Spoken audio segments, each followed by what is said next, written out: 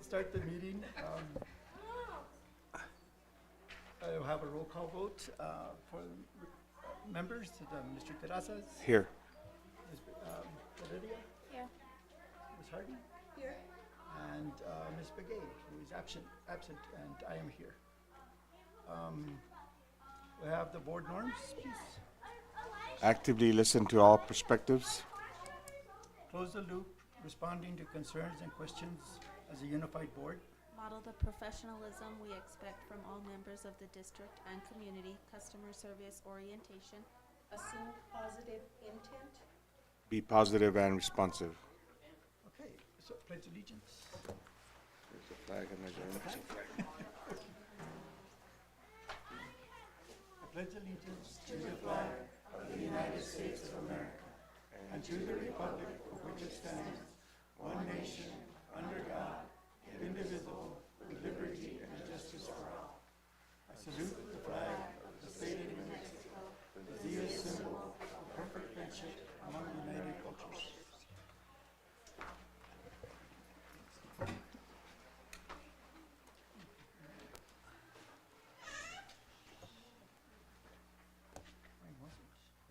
Okay, we have the Kiwanis here.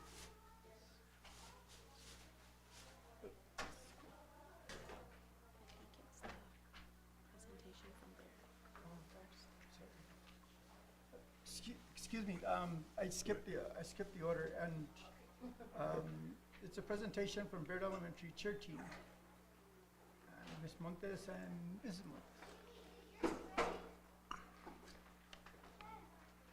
And Lopez. They're not here? I think I hear them behind us here.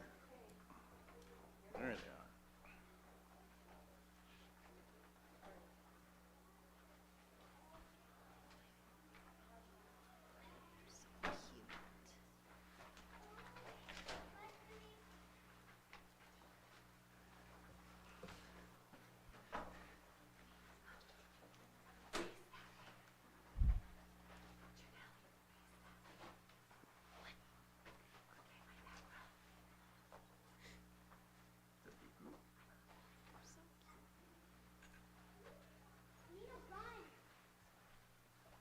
We would like to introduce the Bayard Braves cheer team. Are we ready? Go ahead and spread.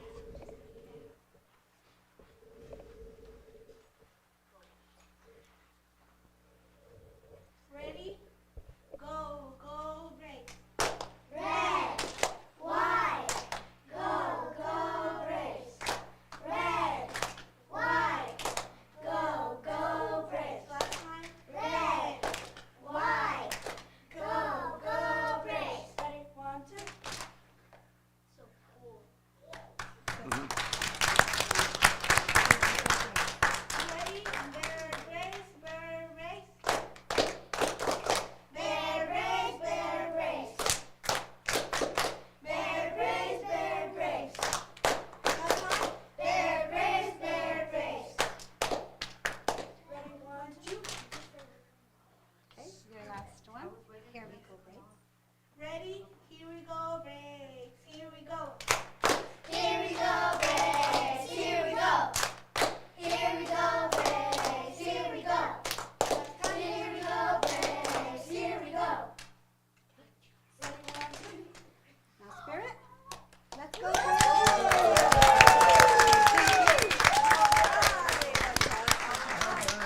Well done.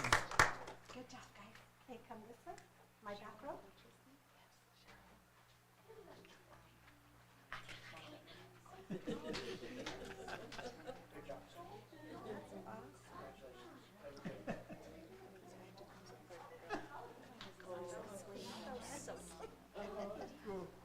I have to support you. Okay. Now we'll have the presentations from the Kiwanis. That was an excellent presentation from the cheer team. It makes us all smile now. Yeah, it does. Do I have Atiana Wilson? And do I have Eva Montes?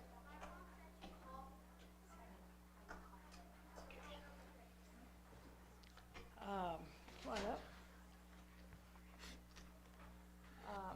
wanted to,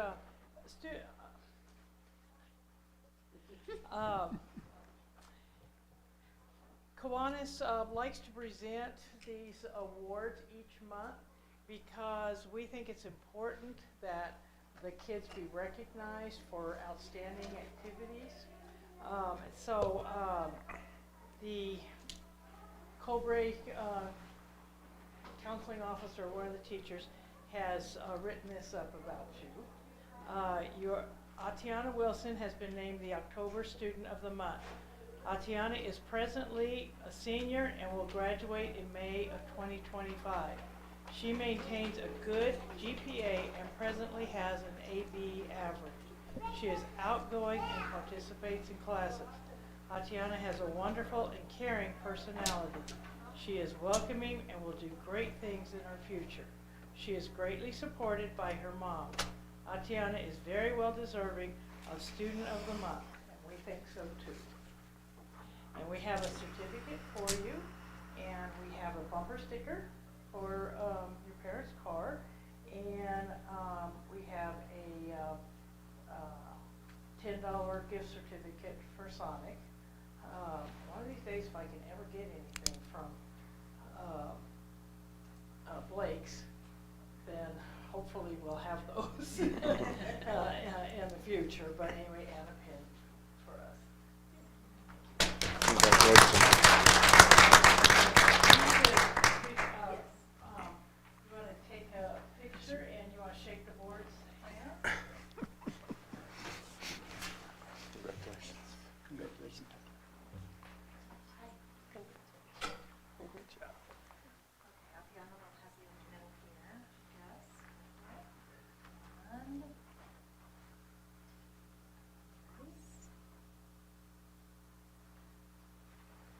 Okay, one more. This will go up on, sorry, I didn't,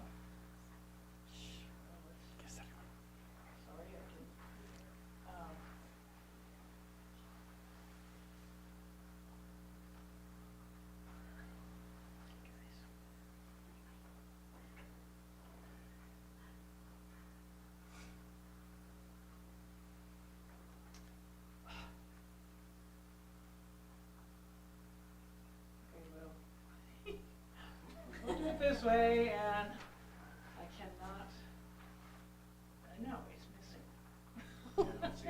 It's not the little flippy thing. Taking too many selfies. I haven't taken any. Hand it to a kid. Yeah, flip it. Hand it to a kid. Then I Yeah. don't want to send you So mine. where's the youngest one in here? I know, it's missing, the little thing is missing. We can send it to you if you want, this one. Yeah. You want me to? Okay, what is your phone? 575. There's Caitlin. How many people have to play with the phones? Turn the camera. Okay, let me send you mine. Okay, she's got to send it to me. If you don't get it, let me know. Finish, one shot. Yeah, yeah, well, that's, it's like, We'll send it. yeah. Yeah. Because it's not doing what it's supposed to. We got the important people in. It's only when everybody's watching. Yeah, exactly. You know what? I didn't prepare. So, yep, I got it. We're good. Congratulations. Okay, now we make one more, Mr. Corey. Oh, yeah. Here. Here's the white circle. Gonna take a picture with Mr. Corey. Tatiana. One more. I need one more. Look like you're in that $10 gift card now. Yeah. Really?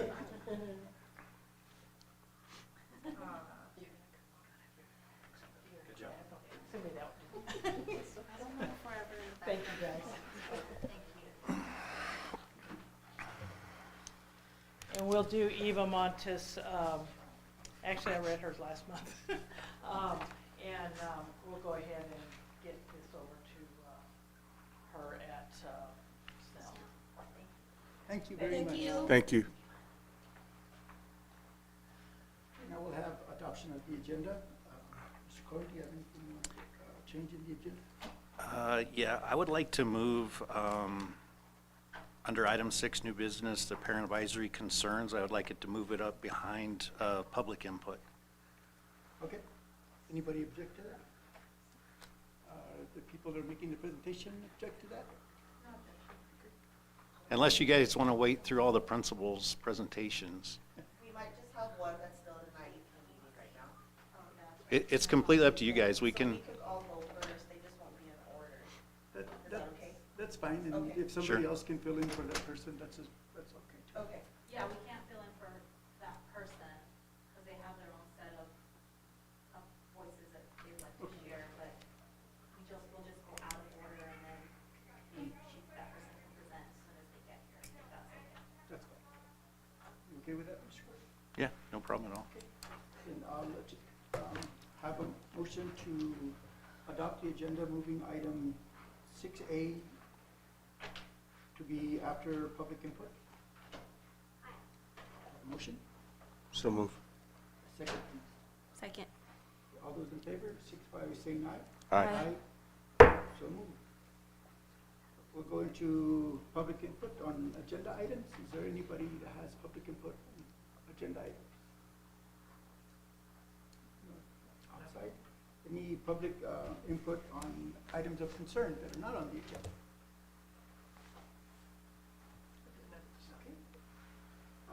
So now we'll go into the new business, Parent Advisory Committee. And this one is classroom ratios, be to discuss the current student-teacher ratios in 3rd and 5th grades and the impact of high turnover rates in classroom stability. So this one is gonna be 2 parts, Mr. Vice President, and Penny will go first, and I'll do my part on ratios. Okay? Good evening, Vice President and members of the board. Mr. Carney, do you want me to speak in the mic or? Please. Good here? Please. Yes.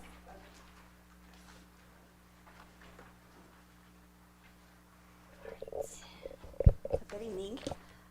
My name is Penny Dalton Torres, and I'm the parent of a 5th grader, a 3rd grader, and a pre-K student here at Bayard Elementary. I'm also an active member of the PTO and PAC here at the school. So I'm here today to express my deep concerns about the teacher turnover and the significant impact it's having on our children, not only academically, but emotionally as well. First, I want to acknowledge the teachers at the Bayard Elementary School. They're exceptional, they're wonderful. I can't say enough about them. They genuinely care about our children. They work tirelessly to support both the students and one another, and they have my utmost admiration and respect. I understand that the situation right now is a result of a lot of factors, and it's not, one person's fault or any one person's fault in all reality, but it is a huge issue, and I feel like our children need a concrete action and not just reassurances. So as you're aware, we've had many 3rd grade teachers this year already, and we've seen them go. We've had various substitutes on the staff members like Mrs. Bayard, though they've subbed in and they've helped as much as they can, and it's placed an additional burden on all the teachers actually. So we know that a new teacher is stepping in, but we recognize they're facing significant challenges, and we really want to assist in that so that she's not facing with the same challenges and has the same issues that the other 3rd grade teachers have had. So personally, it's disrupted my 3rd grader emotionally. He's never had anxiety or anything like that, but this year he started with anxiety. He's had 2 panic attacks, one here at the school. And so it's really taken a toll on him. He shared with me how hard his classmates took it when Mrs. Gottschalk left. He mentioned that many of the children cried and they felt abandoned and confused, and it's heartbreaking to hear that this has become a shared experience among his peers. One key challenge is that the 2 2nd grade classrooms were combined, resulting in 1 single 3rd grade classroom of 26 students, if I'm correct on that, many of whom have special needs. The classroom space is limited. It's very small and it's congested, really. And the high turnover has prevented a stable curriculum from being taught. And so we are concerned that our children are falling behind, especially given that this is a testing year. So to address these issues, we urge you to consider splitting the class, again, to provide the focus our kids need. And if that's impossible, I know there's a teacher shortage, and I know it's hard to get those candidates, but perhaps we can hire a teacher's aide or find another form of support for them that would help this new teacher manage those challenges. So we have to ask ourselves, why are the teachers leaving? What are the challenges that they're facing? And what do they need to thrive in their role? So our children need us to take action now to create a stable learning environment. In addition to all of the third grade issues, the movement of the teachers around into the administrative roles has left my fifth graders class without a math and science teacher. My understanding right now is that there's a student teacher that is teaching Monday, Tuesday, and Thursday, and I come to find out by my student that on Wednesday, that student teacher is teaching art, so that there's a substitute. So in essence, my fifth grader is getting 3 days, possibly of math and science.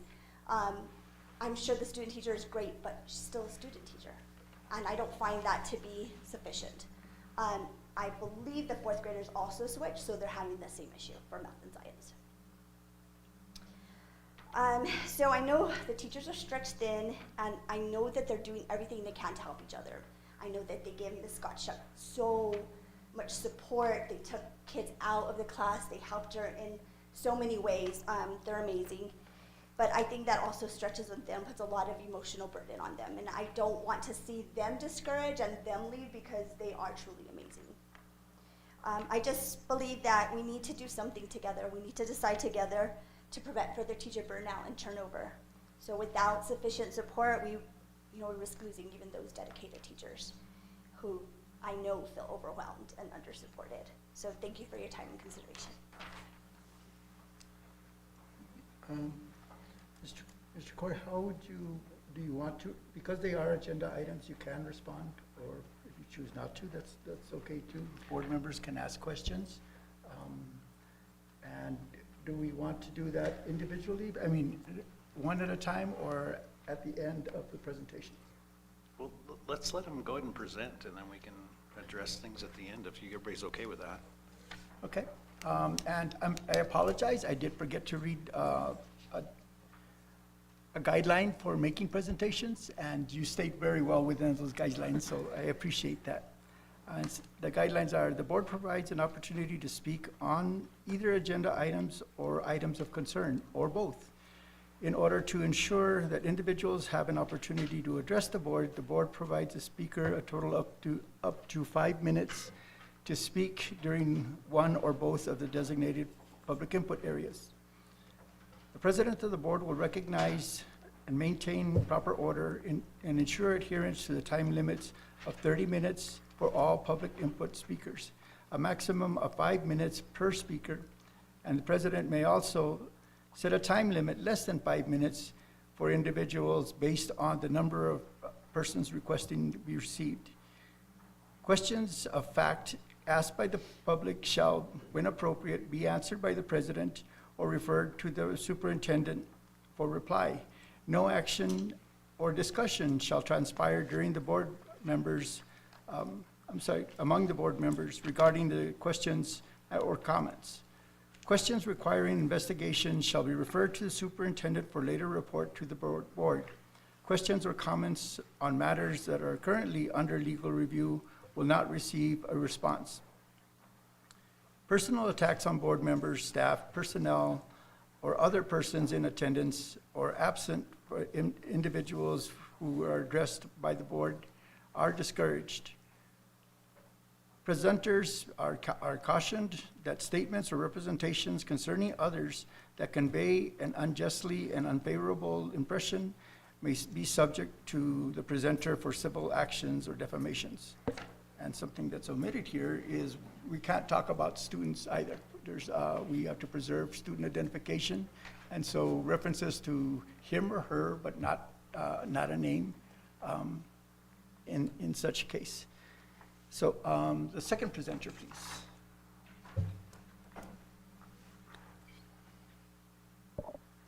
Good evening, Mr. Vice President, the board, and Mr. Corey. My name is Crystal Martinez. Today we gather to address an issue that is vital to the future of education at Bayard Elementary: classroom ratios.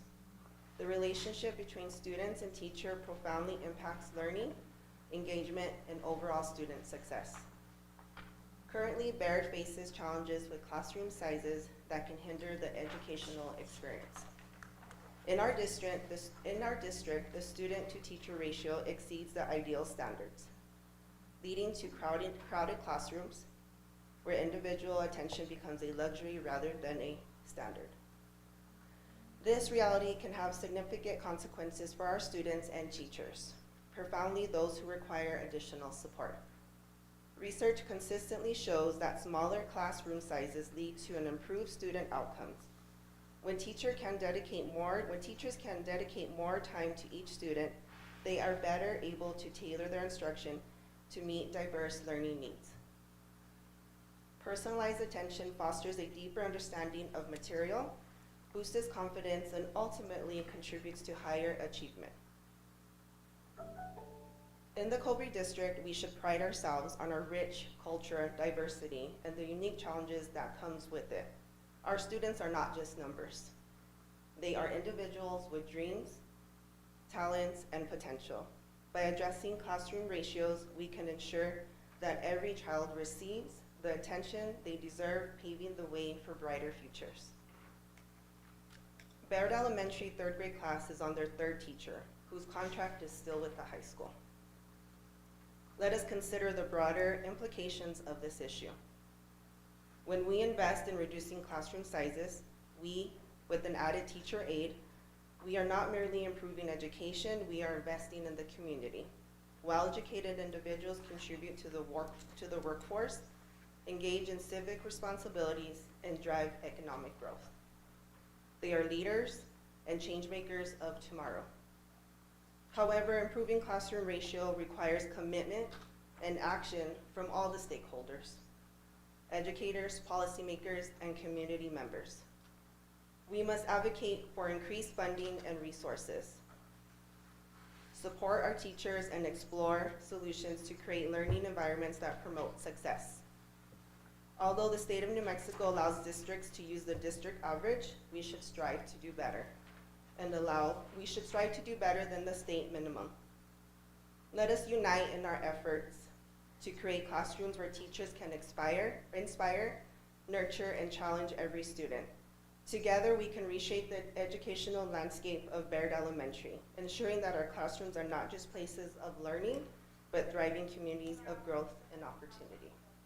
Thank you. Thank you, Ms. Martinez. Who's next?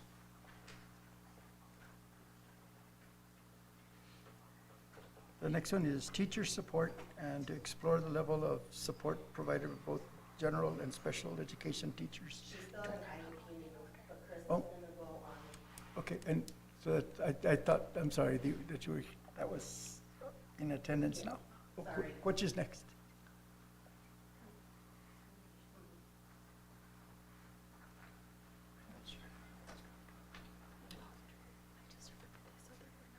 Hello, so my name is Carissa. I have a third grader in the third grade classroom. Her name is Kira.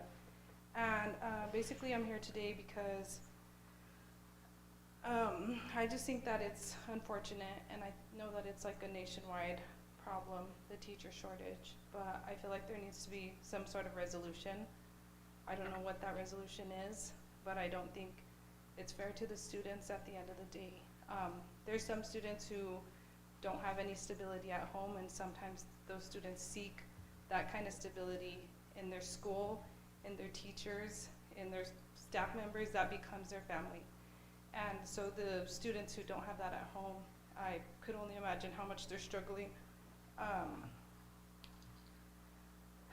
just really hope that we could come up with a time frame where there could be a solution. Even, I feel like we've had teacher after teacher in this class, and maybe they might be a little bit rough students and they might need some support, and I think that we need to help by getting a teacher's aide, because I feel like we're only setting her up for failure.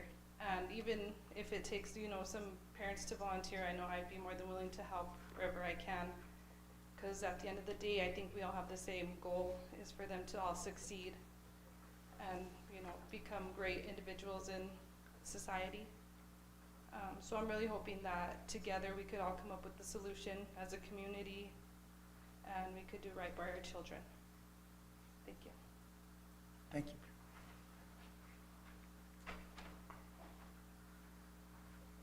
Hello. Thank you guys for your time. My name is Erica, and my student is not in this third grade class, but they are in the fourth grade.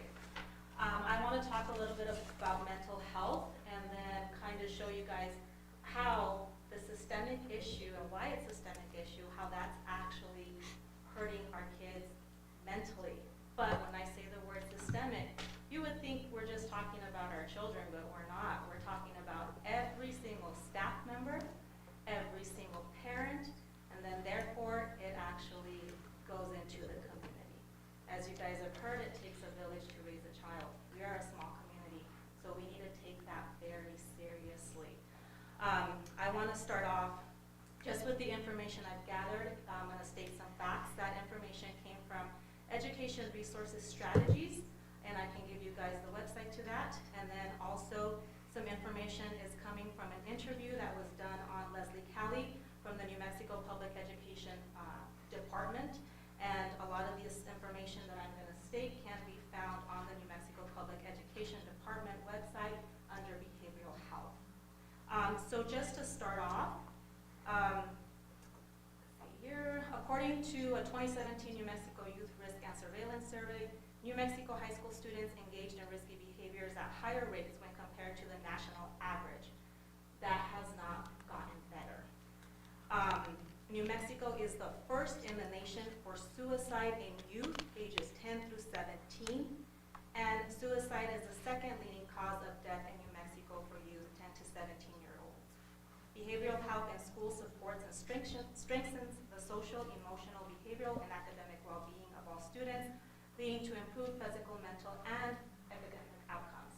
So here we are focusing right on grades. We want these to get good grades because we need this data, we need more funding, we need more money. Well, guess what? If we can't achieve a proper environment and the right climate for our children, they will not succeed.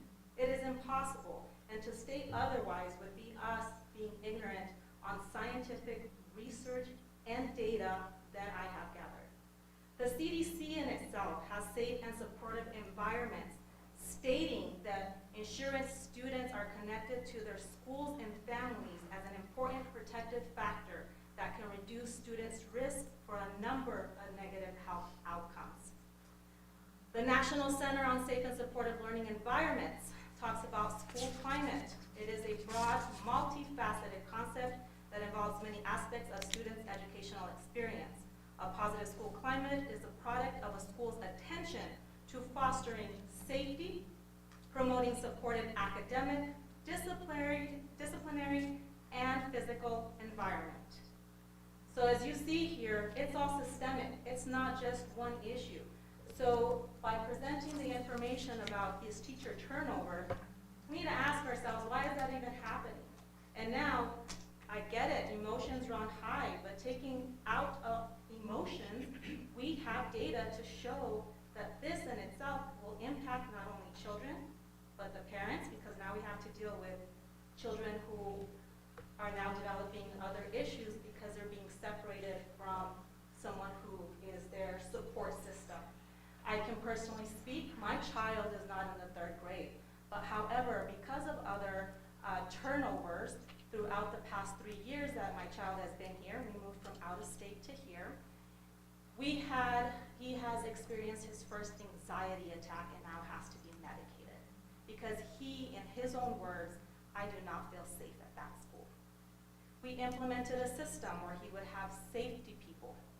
Those safety people are now gone because they left this school. So now that is another change that he has to deal with. Miss Tao was one of those safety people. She's still here, she's not in the classroom. At least he still gets to see her in her role as a principal. And I also plead that with whatever happens, she doesn't leave because now he will have lost about 4 people that he knew. No, we're going on 5 if I start counting everybody from when he was here in the 3rd grade. So when we think about this systemic issue and we can't control when a teacher leaves, and we got to get down to the root cause as to why are we losing these people? What is going on? And yes, we might have substitutes come in. But again, I'm a dietitian, so I'm gonna use this analogy. Just like vitamins and real food, supplements are supplemental. They can't actually really substitute what you get. It's the same thing with the teacher or a teacher's aide. They are a substitute. They cannot actually feel the entire shoe that a teacher wears. And that in itself is impacting our children, which then impacts the parents because we have to deal with the issues that the children are having. And then that as a whole affects our entire community. I don't know if that was by design, but you've hit the 5-minute mark now, so if you could Thank you. summarize. And just to add on that, I have much more. I could have taken this to an hour. So if need be, I can make a whole other presentation. Thank you for your time. Thank you. Our last presenter couldn't make it, and she was going to talk about teacher support in general ed and special ed. So she will make another, get on the agenda again to speak on her. Very good. Mr. Court, would you like to take your response? Well, first off, ladies, good job, amazing. I agree with you 100%. The problem, and you guys have already mentioned it, right? The problem we're having is educators and the shortage of them. And so it creates a problem across our state and nation. You know, I feel fortunate in some ways that like many of the school districts, you know, Albuquerque Public Schools, I think it was like 300. They had 300 substitutes on day number 1. And, you know, it's all size appropriate. But this is a problem we're having across our nation. And I think a teacher's job, in my opinion, keeps getting harder and harder and harder. And so it just becomes very difficult for teachers in certain situations for them to continue, you know, in the profession. And it makes it extremely difficult for us as a school district to turn around, and there's a few safeguards in place that, you know, if a teacher is going to resign from their position, they're supposed to give us 30 days notice, and then that gives us time to be able to make that transition at least as smooth as possible. And, you know, teachers are at that place, they're just walking out the door. And that has an impact on their license. So that tells me a whole lot, that this person's at a place that is pretty hard for them if they're willing to walk out the door and know that you know, their license is at jeopardy for doing that action. So that's one of my points. And then go ahead, and I'm opening the door here. If you have questions, please feel free, because I'll gladly shoot those too. So to Penny's comment on the art teacher teaching on Wednesday, just so that if there's a clear picture, we did have an art teacher. It was Ms. Gottschalk. She was a district art teacher. When we went for parent conference, she said she was pulled in for 3rd grade, which was here, because that was presented to her. So not only did we move that 3rd grade teacher over there, we also lost an art teacher for the district. Well, if we look at the Cobre district's postings and employment, we have an art teacher now. So how, and that's what our problem is, how, we understand there's that shortage, but how is this district going to fix it? How can we compensate? So same as students, I can't get into personnel. Right. So I can say we got a plan, we have a plan, and it's just getting it executed. It's going to take a little bit of time. So we definitely have a plan in place, and the thing is, sometimes it takes a while to execute those things. And then just to back up, because I just want to make this point, is she came and asked to have this position. It was not, I went and talked to her, and this is just FYI, went and talked to her, and she says, "You're not going to reassign me." I says, "No, ma'am, I will not do that." I said, "If you go, you got to go willingly, and you got to want to do it." And that was the end of our discussion. And then, I don't know what it was, a week or so later, she came back and said, "No, I want to do it." I was kind of surprised, to be honest. And so that was her own choice and her own free will. That had nothing to do with us. I'm sorry. Are exit interviews conducted when staff leaves? Yes, ma'am. Oh, going, anybody raise your hand, stop me. Let me know if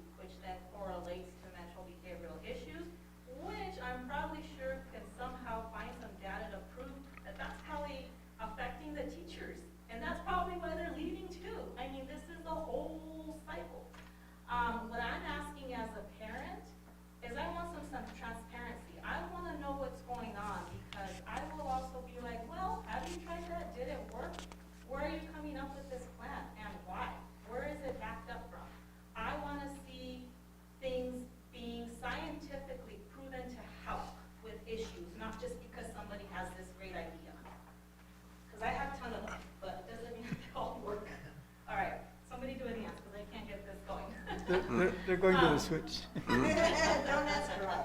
Yeah, so with that said, Power. if we have a plan, I wanna know what it is.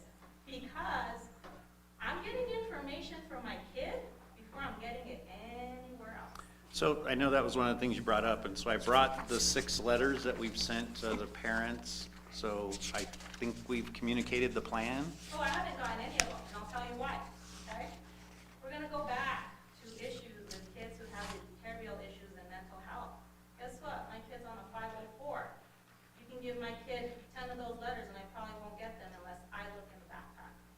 So where else do these letters get put? In the backpack. Yeah. No, let's address it. We've got all these apps. We've got the Facebook. We've got all these things. Where are they being communicated? And my kid's older? Come on now. Talking about a 10-year-old who's on a 504 with ADHD, and unless I specifically look in there, I'm not gonna find it. And who knows if it even gets to the backpack? Because sometimes things get stolen.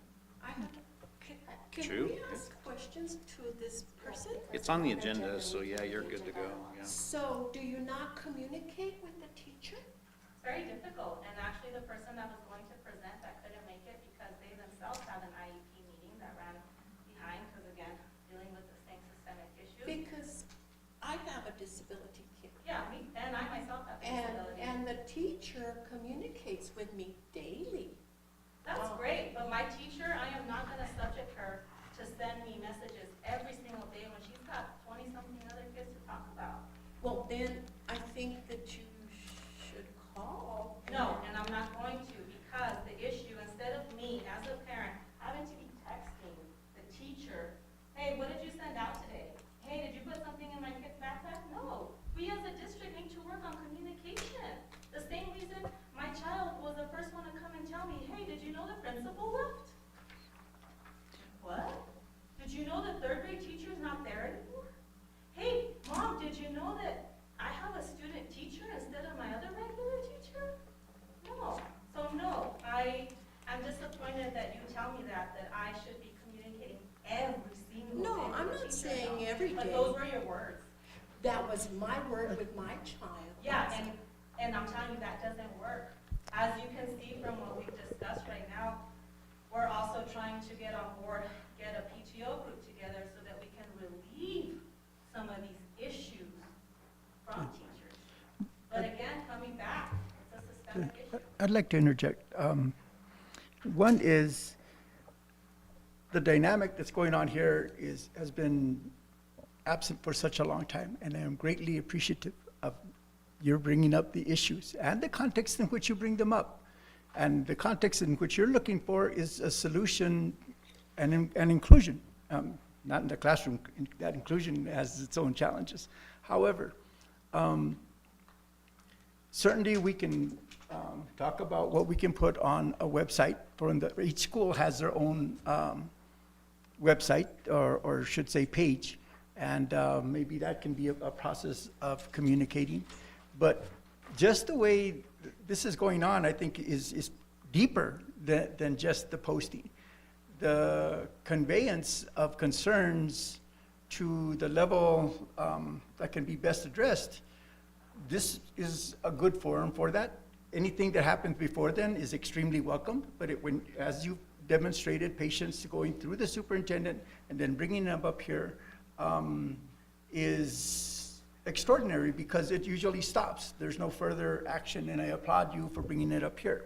And with that, there is a better communication with the board and the superintendent on what the needs are in each individual school. And we're making an effort that whenever we identify issues, that we will look at, we'll get continuing reports from the superintendent on what is being done to address these issues.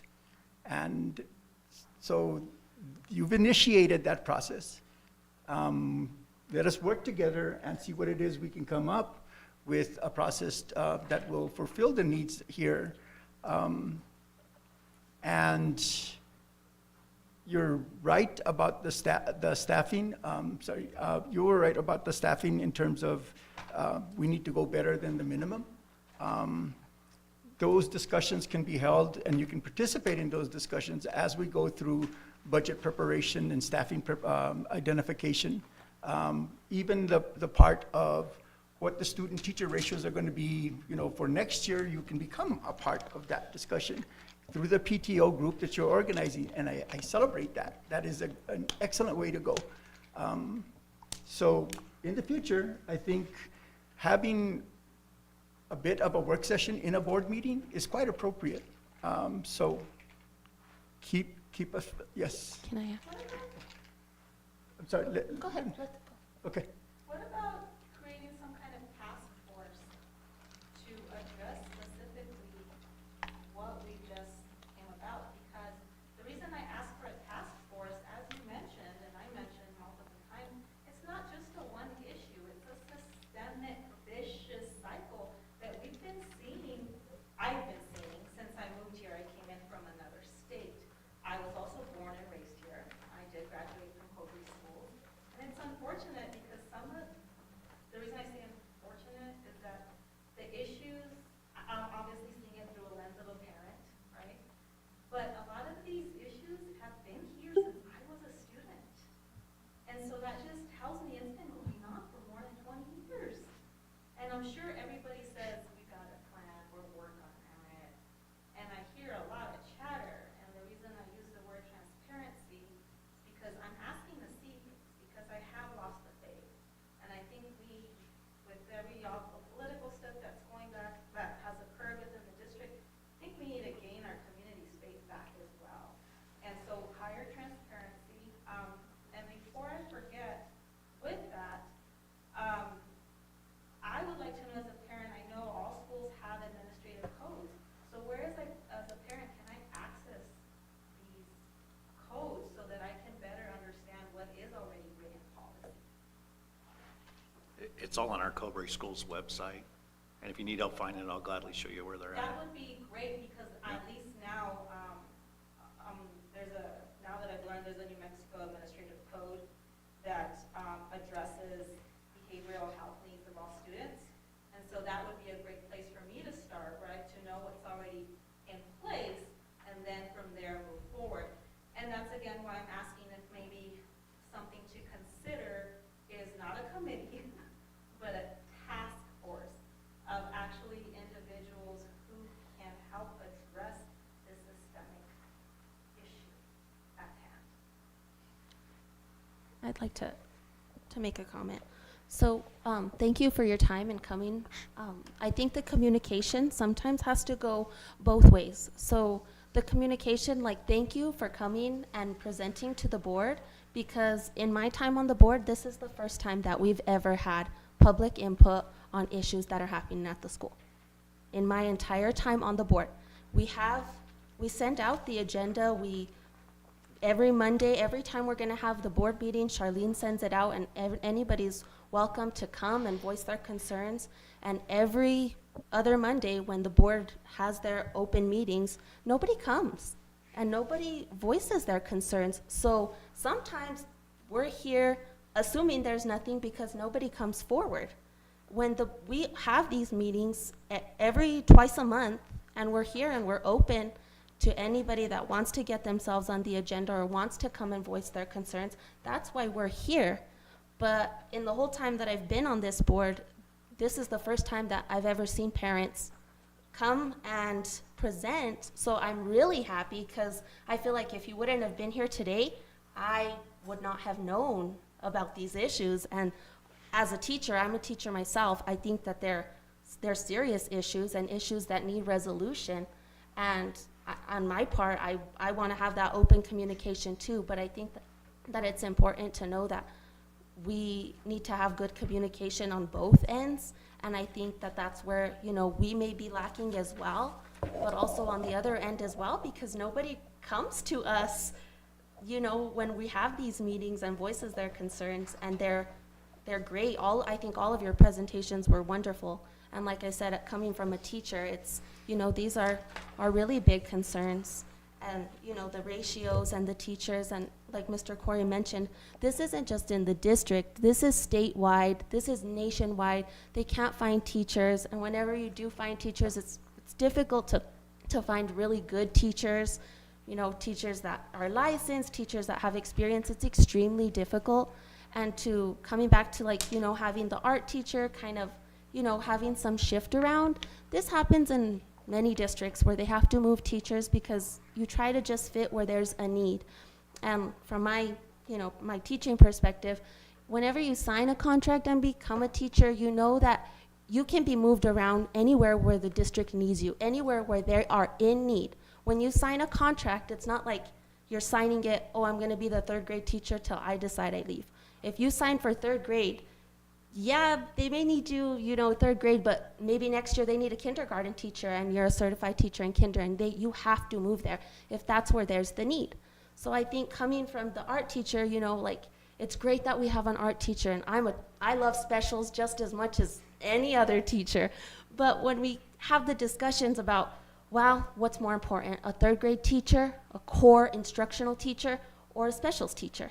And we kind of have to have those discussions about where are we going to make a change where, we can impact them more academically. Is it ideal? No. But at the moment, that's all we can do. And then bringing this back to, the lack of communication where, oh, the principal left or the teacher left. I think sometimes kids come and they just see it firsthand and they see it that day and it just happened and it's fresh and, they want to tell their parents, as any of them do. But sometimes, because we have to follow certain regulations and policy and things like that where we can't discuss staffing or anything like that, we can't just be like the kids in a way where we're like, oh, the principal left, we're going to come up with a solution. We kind of have to, get everything in order, reach out to that staff member.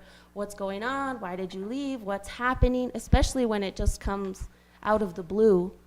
And get everything in order to where we can have a letter or something that's more professional than just, this happened. We have to get everything in order before we let everybody know what's happening and kind of start coming up with a plan, because, when anybody leaves, it doesn't just affect the kids, it affects the staff, it affects the administration, it affects Mrs. Chavita and Mr. Corr, it's all the way to the top, and I completely agree with you that these are serious issues and we do need to come up with a plan. But I also think that sometimes plans take a lot of time, and there just aren't a lot of teachers applying and applying and applying. It's really, really hard to find teachers. And that's why we're kind of trying the whole grow your own, where we put teachers through school and then try to bring them back so they stay in this district, because oftentimes we have teachers, but then they leave or they find a better opportunity and they go somewhere else. And, unfortunately, there's bigger and better districts out there and people kind of just end up leaving, and that's really unfortunate. But that's just my... So coming back to everything you said, again, it just piggybacks over the same stuff that I said, of how it's systemic, because it ends up affecting everybody, right? And you just said they move on to something better.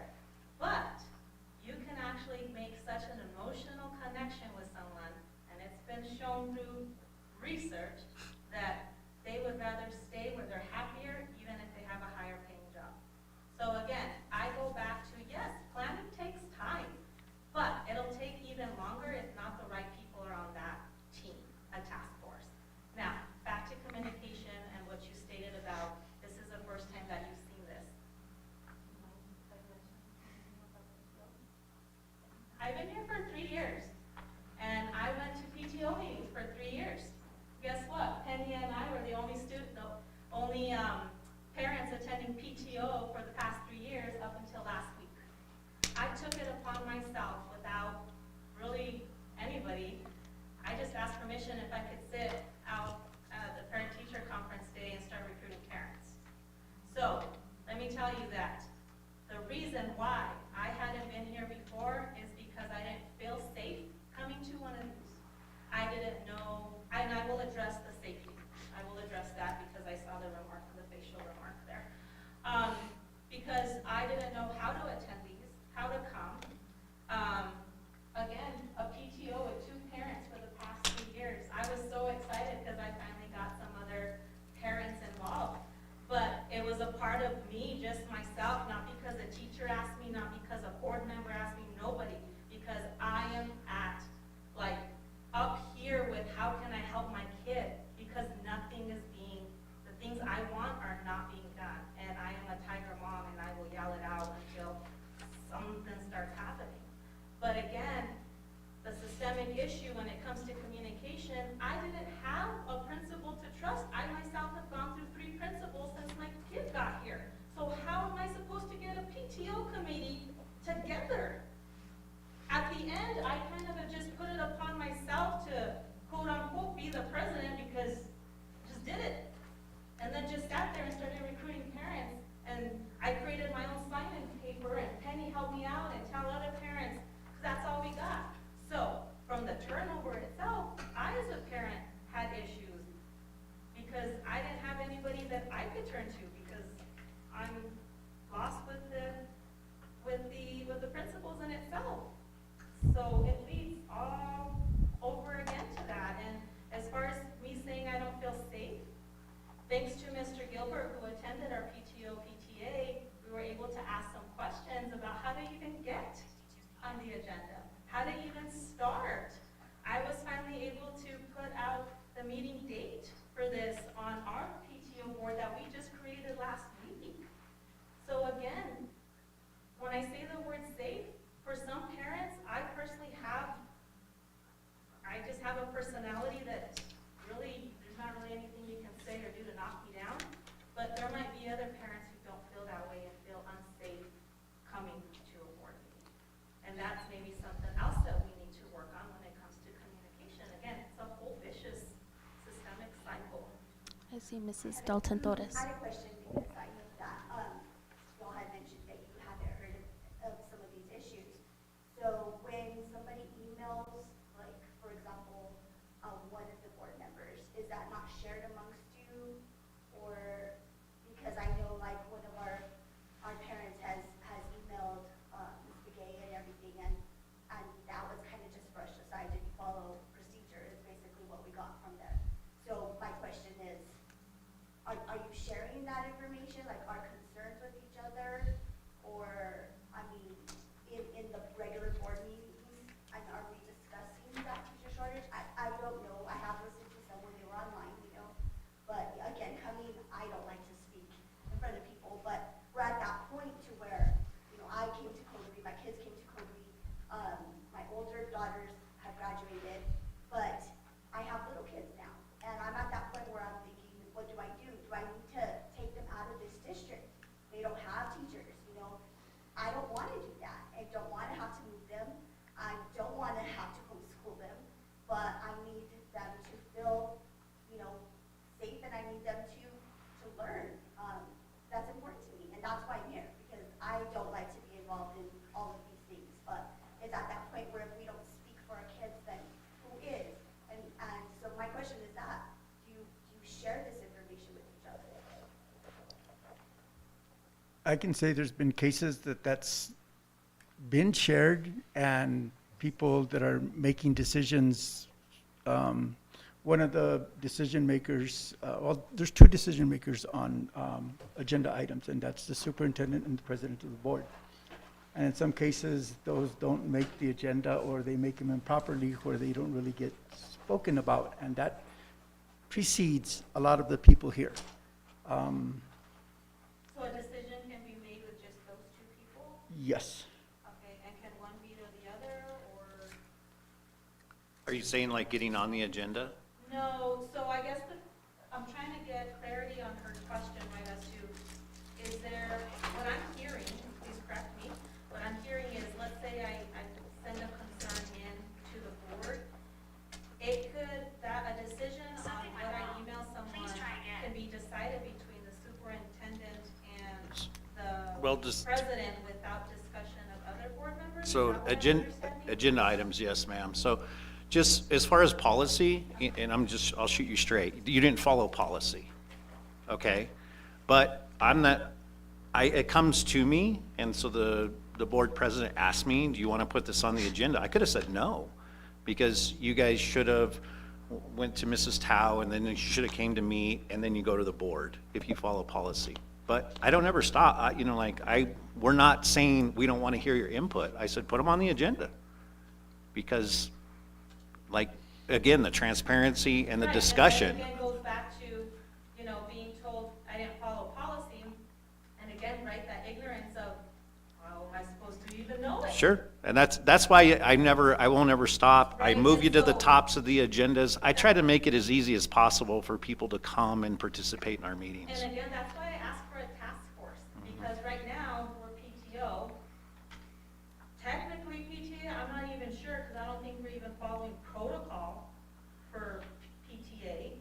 And so, these issues that we're discussing right here, I don't think that they're actually appropriate to be taken care of by a PTO committee or a PTA advisory, because technically, there's not even a PTA advisory set in place for this school with the actual members as per protocol, if that's even there. That's why I'm asking consideration of possibly a task force. So Ms. Tao became the intern, which it was announced to us on the 24th. That's when we got the letter. Today's the 28th. There had been no time to go. I mean, I know that I've had discussions with Mr. Corey during the school year since August, the first day of school, when my daughter had no teacher, which that I did understand. But it just was the ongoing issue is what got it for me. Matter of fact, she had a letter to read to you guys today on public input about how her teacher told her about her leaving and the struggles teaching third grade when she didn't have the experience. And those are my daughter's words. She had a really bad asthma attack while really so she was homesick. But we got the letter from, this goes back to the communication, and I understand it's a two-way street. It's just like with my kids, it's a two-way street. We found out Mr. Salcido's last day was the 14th of October. Okay, so 2 weeks later, we found out Ms. Tao is the interim principal. Today's the 28th. That's what we're talking about with the communication. There's too much of a gap there for us, and that's where the frustration is coming from. Well, and then I'll give you my personal on this. The world lives in instant gratification with all the stuff that happens now. So everybody wants to know in like literally right now, this second. And for me, the honest of me is, I can't tell you until I get like, I want to have a plan together. Because I don't want to go, oh, letter 1, hey, by the way, they left. Letter 2, this, letter 3, this. When I send it to you, I want to go, here it is, here's a plan, this is what we're doing, and we're ready to move forward. And so I understand our world we live in is everything's supposed to be like instantaneous, but I want to make sure, because believe me, when this happens, I wasn't even in district when this happened. And so I had about 5 things go through my head. But again, that's not fair to you guys to go, hey, I got 5 plans, but I don't know which one's going to work. And then I have to come communicate that. Be okay. And But I'm then I not have to saying- come communicate that to say, because I have to go sometimes to personnel and be like, hey, is this a possibility, or can we do this or that? People can say no. So I don't really like sending anything out until I know I've got something set that is actually going to be in effect and is going to happen. And I was So- here that first week. Wendy was not interim that first week, it was me. I mean, So, and believe me, do we want to do this? Like, going back to, I don't disagree with anything you guys have said. Like, is this the path we want for our kids? Is this what we want to happen? No, no, no, and no. Unfortunately, like, talk about a mess, right? It just started from literally day 1, right? And it's continued to not go down a great road. I don't disagree with you at all on that. Do you think I want to, every time I turn around, have to develop one more plan of how to fix something? Believe me, on my side, it's enough to drive you crazy, because you're like, you gotta be kidding me here. We're trying to get some steady, quality education for kids. But like I said, we're on the same team, we have the same goal. And so I'm not disagreeing with you in any way whatsoever. It's like, we wanna provide quality education for kids. But then you have to remember from our side is, and I'll back up, I've been a principal for 15 years before. When I first became a principal, a job come available, I would call HR, I'd have 30 applications sitting on my desk. Literally, the last few years as a principal, I would call and ask, do we have an application? Not if they're a quality candidate. I'm wanting to know if we even have an application to look at. And sometimes the answer to that was no. We don't even have an applicant. So that's, in my years of the last 15 to 20, how much that's changed. And that's not just here, this is across the board. And so I've felt a little bit fortunate in the sense that in other areas it's worse, because it's horrible in other areas. Even our neighbor down here, South Deming, that they start the school year sometimes, I called, it was 20 or 30, I don't remember, positions that were not filled on day one of school. So, yes, we were close. I think we were filled at the beginning, or almost. I think we were within whatever one. But again, back to your point, 100%, we have a much bigger problem that I hope is not coming our direction, but we have to have the reality of knowing that. I'd like, What Yeah. what he said real quick, just so it doesn't, There's because no- these were your words, right?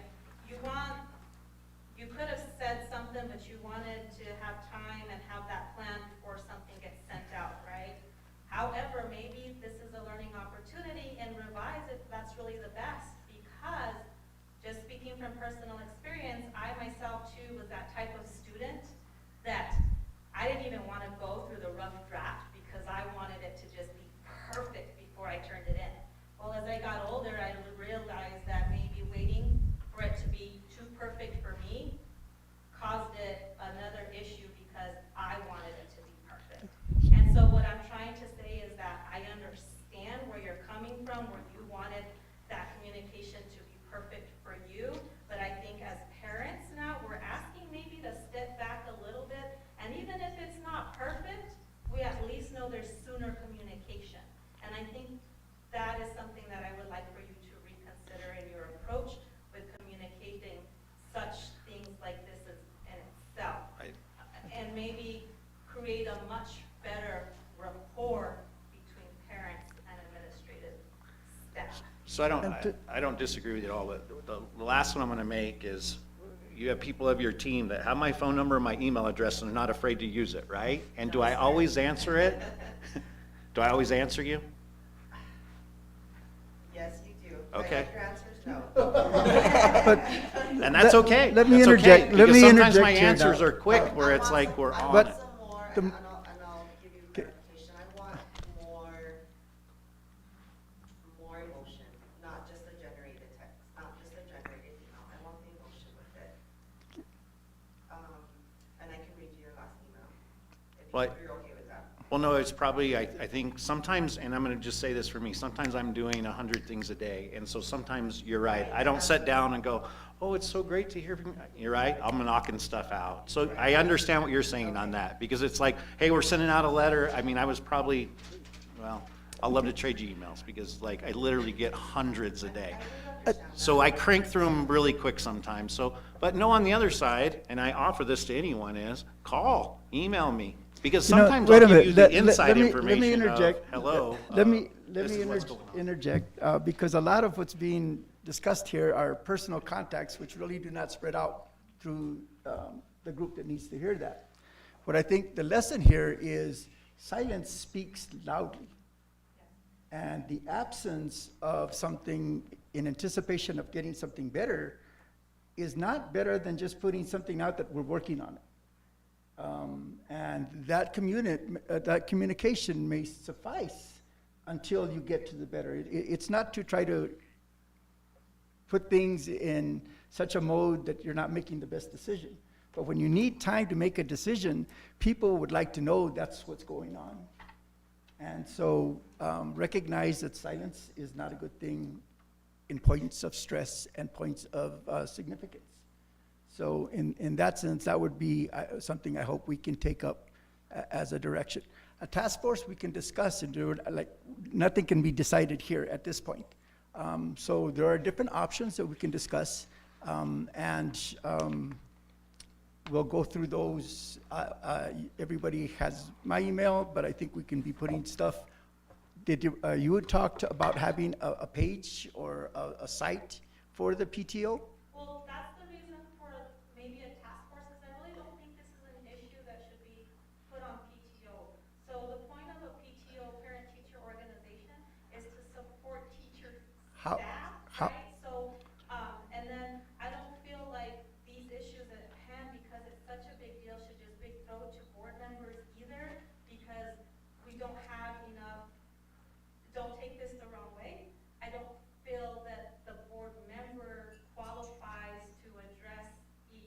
Correct. issue non-biasedly.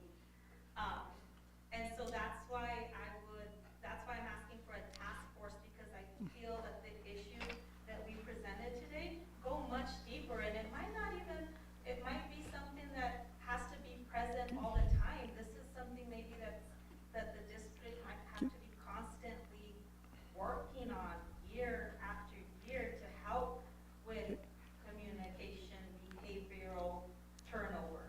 Okay, so I and don't think for that that, that point's exactly correct, and we're not gonna solve it here.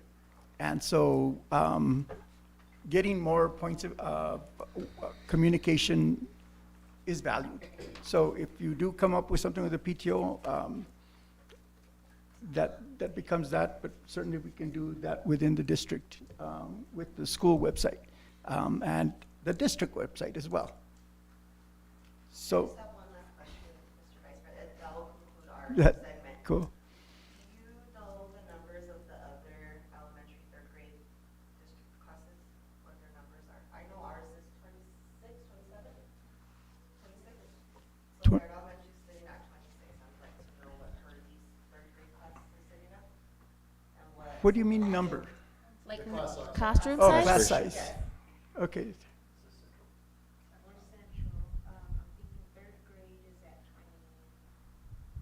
So if your working averages, it's only by school.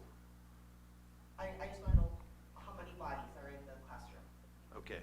She has 25. She got any students. You have two classes at Central? No, one. Just one, and it's 25? She's the fifth grade teacher. No, for third. For third, I have one teacher, and she probably, I can't think right now, but I think she's 21. Yeah, I was gonna say 23. San Juan has 14. It's a combination of second and third graders. Okay. And Purdy's one. Okay. So did all the schools end up doing is it just fifth grade that has the multiple teachers because we wanted to prepare them for the environment at the middle school? No, I teach all subjects. Actually, that is a discussion that's not meeting the Open Meetings Act. The reason that you have things on the agenda is that way people know what's going to be discussed. And you've entered into a subject that is not on the agenda and therefore can't be discussed. Okay, you're welcome. Okay, now we'll go on to the administration, principals, and directors report. I want to say this before these guys get started, and not to lose our audience, but if you guys would like to go, you're more than welcome to go anytime. Don't feel bad on our account, because we know you got homework or whatever, families to attend to. Are you welcome to stay? You're welcome to stay all night, okay? But just know, don't feel like we're mad at you if you have to get up and go. Yeah. All right. They could be his words, Caitlin. Well, sometimes we feel like we're here all night. Okay, go ahead. But thank you very much. Thank you.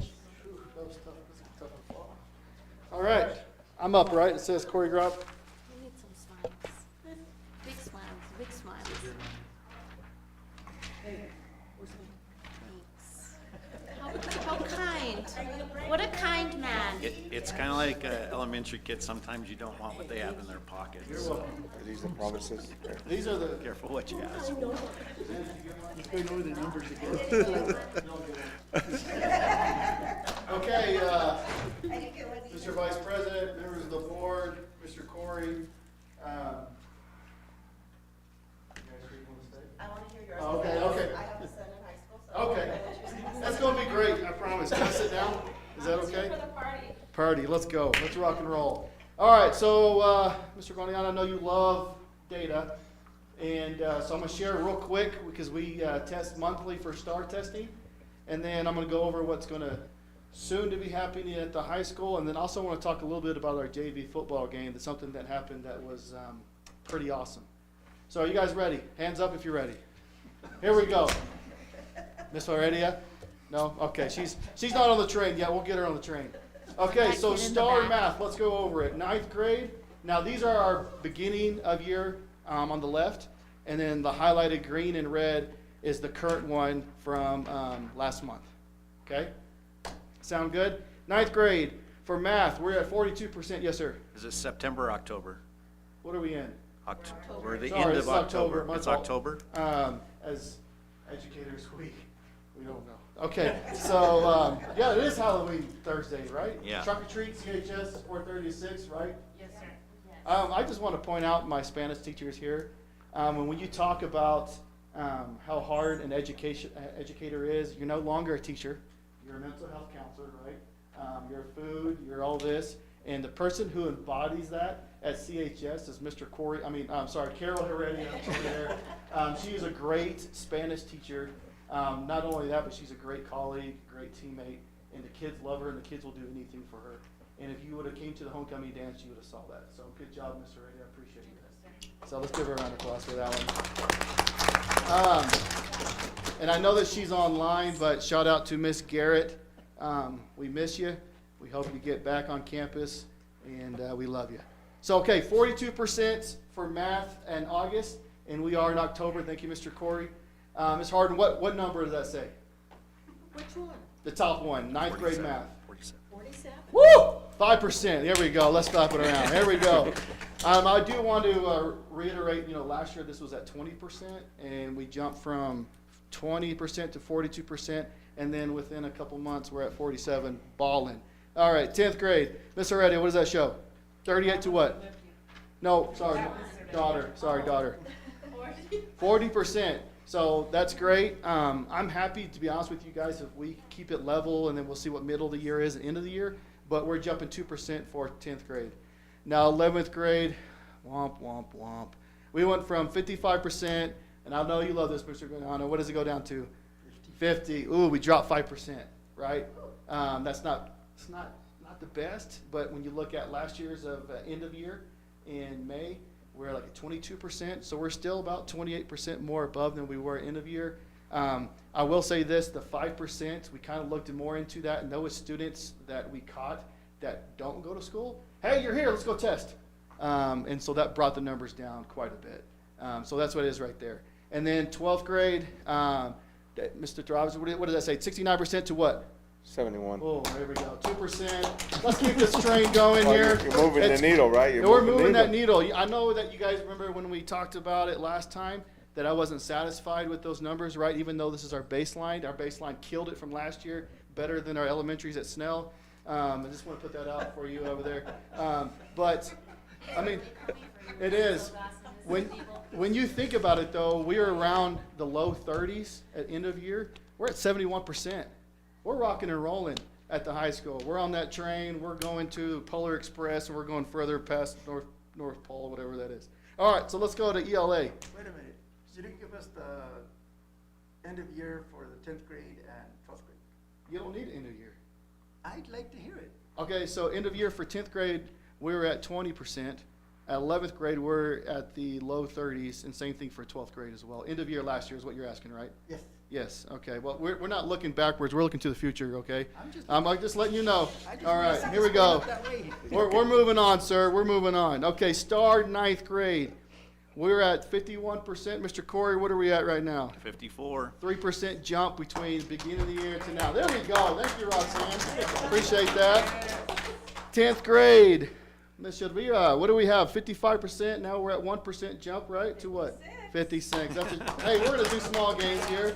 I got to be honest with you. I don't remember what the end of year, but we were low 30s from end of year. So we're still increasing. You good over there? You kind of confused look. I mean, we're in the 50s, sir. We're rocking and rolling. Okay, I'm just making sure. Okay, so the biggest one that I really want to point out to is 11th grade. We are like at 42% of end of the year last year, and these are our juniors. Beginning of the year, we went to 77%, and within 2 months, who's got this up? Mr. Brooks, senior reader right next to you. What are we at right now? 11th grade ELA. 85% and 3 students in red, now only 2. Guys, that is amazing. 85% of our junior class is at state or above proficiency in ELA. Last time I was here, I talked trash to another school district. I'm not going to do that.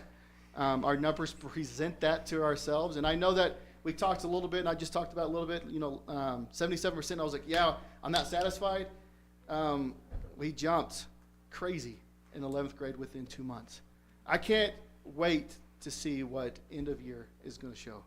I'm excited for it because we got to continue this ride. We got to continue to get going. And then 12th grade at 68% to 68%. I'm fine with that, right? Because within 2 months, you're like, oh, that's not much instruction's going on. There's a lot of instruction going on. I can promise you that at the high school. But I'm just really proud of our staff. I got this little story when we were doing homecoming week and we were painting the sea. We had a adjusted schedule, right? Early release. And one of the moves that Mr. Corey moved, he moved our librarian into the math class. And one of our other teachers called and said, hey, I need this student. And it was an adjusted schedule, so there's only 30 minutes of instruction time. And usually, painting the sea, homecoming, we're just kind of like, hey, we're glad you're here. Glad we can check that marks for attendance. He goes, I can send these students the last 2 minutes of class. I got them for 30 minutes. I need them here for 30 minutes. And he was teaching bell to bell. And that shows in our math scores. So we're doing great things in our classrooms. Our numbers are showing that. I can't wait for the end of the year because if we're in the 90s, I expect a double pay raise on that. And I can be principal at Bayard and CHS if you want. Let's do this thing. That was just a joke. That was just a joke. My fault. But no, like I want people to know. Our district has some problems and all that. But when you look at these scores, there's no other school in the state of New Mexico that has these scores. I can tell you right now, Aztec last year when I worked in Aztec, their overall math proficiency for Aztec for the whole school district was 5%.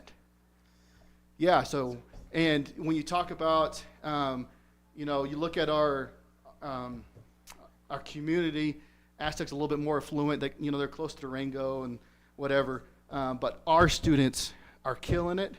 They're rocking it. They're listening to our teachers. Our teachers are doing bell-to-bell instruction, and cell phones are not a problem. Brooks, have you had one cell phone turned into you this whole year? No, sir. Me neither. So there's another round of applause on that right there. All right, so let's stay on this train. So I said JV football for Santa Fe Indians. We won 36-6. I want to reiterate, I didn't put the score in there. I put the score in for a reason, but not because we won. We won in a different area. So the last 30 seconds, we're moving the ball, we're on offense, and we actually get down to the 2-yard line. Score's 36-6. Antonio Hawkes, our JV football coach at the time, the other team called a timeout. They were trying to make sure that we didn't score. He pulled the boys in, and he goes, we're going to victory formation. We're going to need the football. We're going to kneel it down. And the boys kind of had this confused look. He goes, guys, raise your hand if you played varsity. And you know this. We've probably had our 5th graders and 6th graders play varsity this year. We've had injuries. We lost a lot of seniors. It's been a rough football season. It really has. And he goes, guys, raise your hand if you played varsity. And every single one of them raised their hand. And he goes, how many times have we been beat and people scored on us at the very end? They're like, oh, yeah. He goes, how does that feel? And they're like, you're right. So we went to victory formation. We knelt the football down. We didn't score. And when we were going through the handshake line, their coach thanked every single one of our players for showing class at Cobre High School. And to me, it kind of gets me emotional, but that right there was more of an important lesson than winning the game because we're teaching young men to be men. And when we got to the sidelines, you can hear Santa Fe Indians, when their coach is talking to them, they were so happy that they actually scored a touchdown. And for our boys to show that class to them and how they made them feel would go way beyond their scoreboard. And so I just want to thank the football staff for teaching our young men how to be men and how to be productive members of our society and how to treat others with kindness. So that's a shout out to our football team for that right there. That's very important. And I tell Brooks this all the time. Yeah, we want to win. But at the end of the day, I could care less what's on the scoreboard. If we turn our young women and young men into men and women, we did our job as athletics activities and as a school. And that right there was a prime example of that. Okay, so now we're on the caboose. At the end of my presentation, we have a new spirit story that's coming. We were able to write a grant, and from Freeport, they gave us a total of $55,000. Thank you, Freeport. Yep. Come on now, let's get on it. Let's go. All right, here we go. I'm excited for this because this is going to be in partnering with our new dual credit business CTE pathway. And everything that we're going to buy is going to be our spirit store, but everything run and ran in the spirit store is going to be run by our students in the business pathway. So I put some pictures down here. These are actually pictures of stuff that we're going to buy. We just ordered the middle part, the embroidery machine. It can go up to 15 colors at once. You can do socks, hats, garments, whatever. The very bottom right there is our t-shirt printing machine that we're going to buy. It can do 6 designs on 6 shirts at one time within 2 minutes or less. And then on the left, you see the trailer there. We're going to have a clothing trailer that we're going to pull to football games and baseball games that we can sell our gear to the public during those games in softball. But it's more important, I have some experience with this, it's more important that I want you to reiterate this, is that the whole thing, the whole store is going to be run by our students. That's the whole point of having this business CT pathway. If you flip the page, these are some of the student learning outcomes that they're going to have. So forecast sales, budgeting, management of sales. They're going to create a portfolio for themselves of what they've done in the store. They're going to create surveys to base interest from the public. They're going to implement new products driven by sales, execute the 4 functions of management, planning, organizing, leading, and controlling. I'm from Texas. Obviously, if you don't know that, everyone knows that. Even the Grant County knows. There goes that stupid Texan. But I'll tell you this. When I was at Waco ISD, we created a spirit store. And it was crazy because the students learned which products were selling the fastest and which one was costing the store money.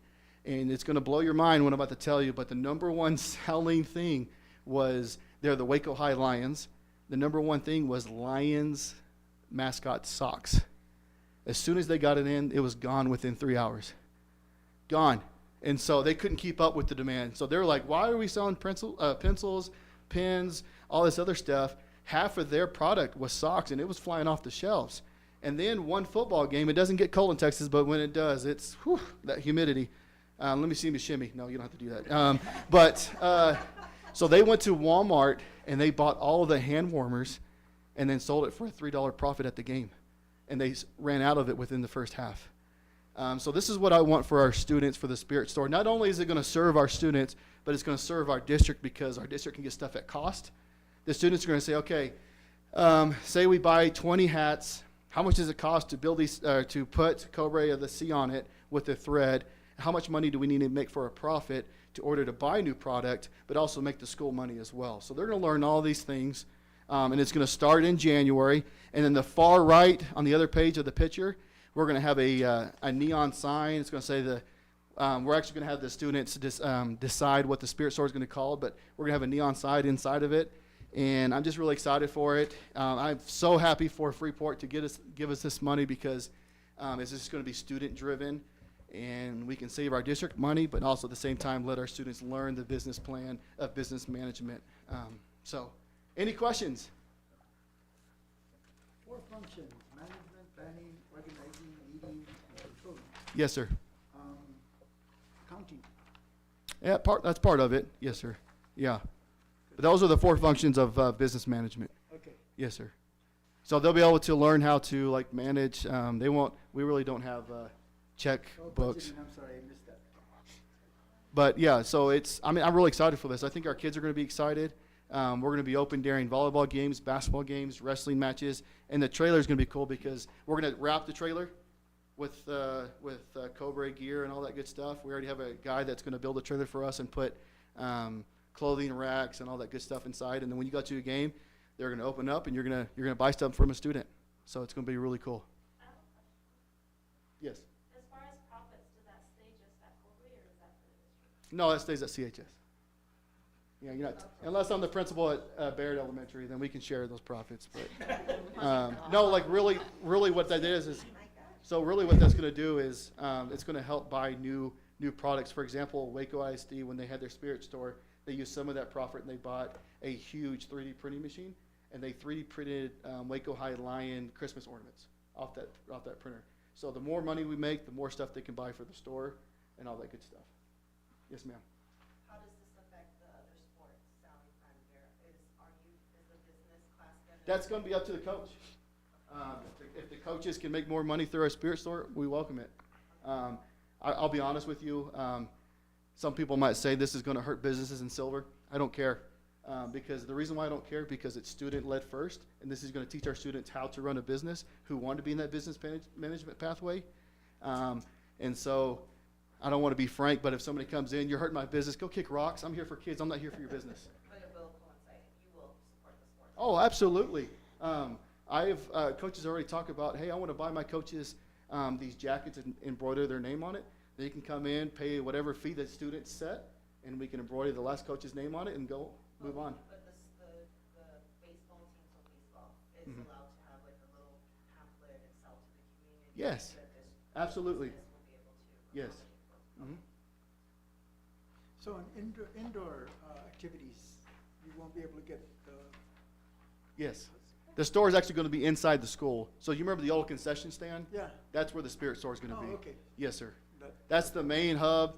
We're remodeling that whole thing, so it's going to be a spirit store. We're going to open up during lunches so students can go in and buy a hat, or who knows, socks might be another hit. I don't know. But they can go in there and buy this stuff. And luckily, through the innovation grant next year, we can pay students to work in the store through that innovation grant next year through the business CTE pathway. And then the cool thing about the CTE pathway is that we just got approved that our business teacher is going to be dual credit as well. So it's going to be 2 phases. They're going to get high school credit and Western New Mexico University credit as well. Any other questions? I just have a comment, sorry. Yes. I just wanted to reiterate his comment on the football staff. I have a son that's kind of rough around the edges, and between Mr. Brooks, Mr. Groff, and the football staff, they have really tried to shape him into a young man. They haven't given up on him. They've really tried to not reject him and say, you're out of this, you're in trouble. They really tried to show him that he's a young man and that he's going to be a young man and he needs to mature a little bit more, but they've really stuck by his side. I think the biggest thing is as a principal, I'm kind of like Mr. Corey. We have these discussions. I don't yell at kids. Kids make mistakes. It's better for them to learn these mistakes in high school, and then when they become adults and they have more severe consequences. And you have a great kid. You really do. Anything I ask him, he does. I'm like, hey, man, rub my feet. I was the other day. He was rubbing my feet. I was like, that was a joke. He didn't do that, Mom. I promise. Trust me. If he saw my feet, he would. But no, that's the whole point of CHS. That's our goal, is just turn young men and young women into men and women. So, and I'm excited for these scores. You guys should be excited for these scores. They just keep going up and up and up. And the new Spirit store is going to be rocking and rolling. So I expect you guys to spend thousands of dollars in that Spirit store. If you stay for the next 10 years. I can tell you this. This is a true story, and I called Mr. Corey right after this. We moved from Aztec. I was the athletic director up there. I have a freshman son that goes to Cobre High School, and we're driving home. And he's really quiet. He's nothing like me. You guys, if you knew my kid, you would vouch for that. We really don't get into deep stuff because I'm kind of like that father who just goes home and sleeps because I'm an educator. But he was like, hey, Dad, can I ask you a question? And we're driving home from a football game. And I was like, sure, bud, what's up? And he goes, can I please graduate from Cobre High School? And I kind of looked at him and I said, okay, well, I wasn't planning to go anywhere. Why? And he goes, this is the first time I ever felt like I was in a real family. So I know, like I said, we have challenges. I did say yes. I love it here. I love our kids. I think, like, when I talk about these scores are... It is being recorded. When I talk about these scores are nothing new. These kids are always have these abilities. I promise you that. We just made minor changes of locations and whatnot, and we made it important to them that they're finally saying, okay, this is important. I need to take my time on this test. And they're killing it. They're killing it right now.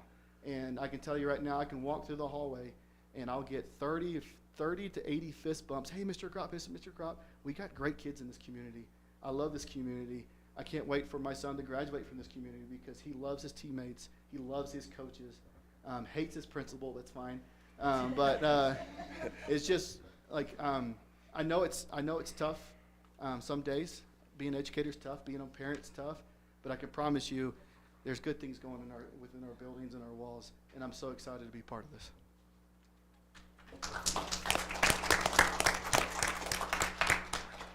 Follow that.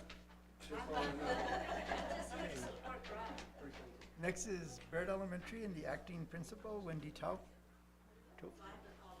Yeah, good luck. Thank you.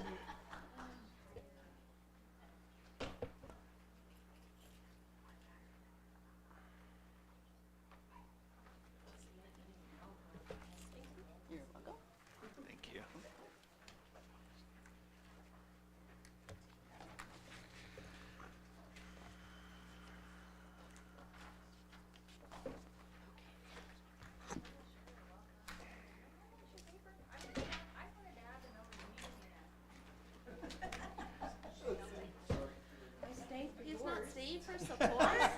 No support. I'll remember that. I gotta go home.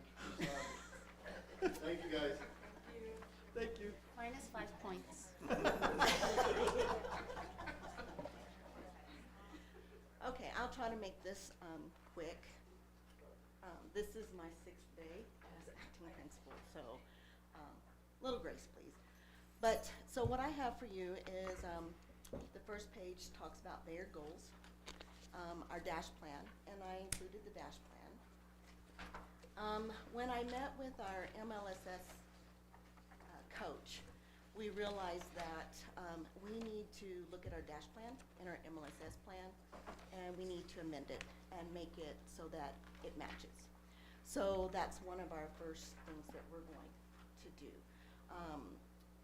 We have met as a team, but we were supposed to meet on the 14th, and things changed, so we have not done that yet. That is up and coming, that we're gonna set a date so that we can go in and do our check-ins and check our critical actions. So looking at the dash plan itself, I've gone in, read it, and looked at what we need to do. So one of the main things is with our MLSS coach, and she's also our structural literacy coach, we need to get our walkthroughs done because that was not done. So I just wanted to share with you, this is what we have. And it does talk about how new positions in the middle of the year and those kind of things. So that was mentioned in our dash plan as well. The other thing that is update on Brave Academy. So on the first page, if you'll look at the way that it started was a focus on math because our math scores are so low. And so if you look at, we're using, I don't know if Mr. Salcedo shared this with you, but it's in your packet. This is what we do for our Brave Academy. We look at its focus standard, and then we look at what are prerequisite skills the students need, what's the vocabulary, what are misconceptions. All of that we use from the scope that was provided by the PED. And so previously I gave every teacher a copy of the scope. They have the English, the ELA, the math, and for 5th grade we focused on the science as well. So we do this, we focus on our standard. We look at all of these things and kind of backwards plan, what is that lesson gonna look like for that week? From us doing this, we took our exit tickets, and then we would provide tutoring for our students. And so based on just our math, kindergarten, August, they were at, sorry, I'm not gonna have you read the information, 28% proficient, and in October they were at 42% proficient. 1st grade, 28% proficient, and then 36% proficient. And then in August for 2nd grade, 14% to 17%. 3rd through 5th grade do not have to do iStation. So we did not use iStation for that. And then here you have the iStation report. You can see how much we've increased. Also, what has changed, even though it may not look that much as growth, we have lowered the number in level 1 students. So all of our reds have, a lot of them have moved. So kinder, we had 12 in August, now we have 8. And 1st grade, we had 24, now we have 18. And then in 2nd grade, we had 33, now we're at 13. So we're noticing that Brave Academy is really working. However, what we've noticed is we're working on the standards, and we're not working on layer 3, where we need to fill those gaps. So that is something that we're working on during PLCs, is talking about what those gaps are, so that we can work on those, as well as layer 2 for that intervention. And then with the other paper, our layer 1 is stronger because we're actually looking at the standard. We are breaking it down to see what really needs to be taught. Bayard data, looking at the iStation. So this kind of just explains, so here's the overall.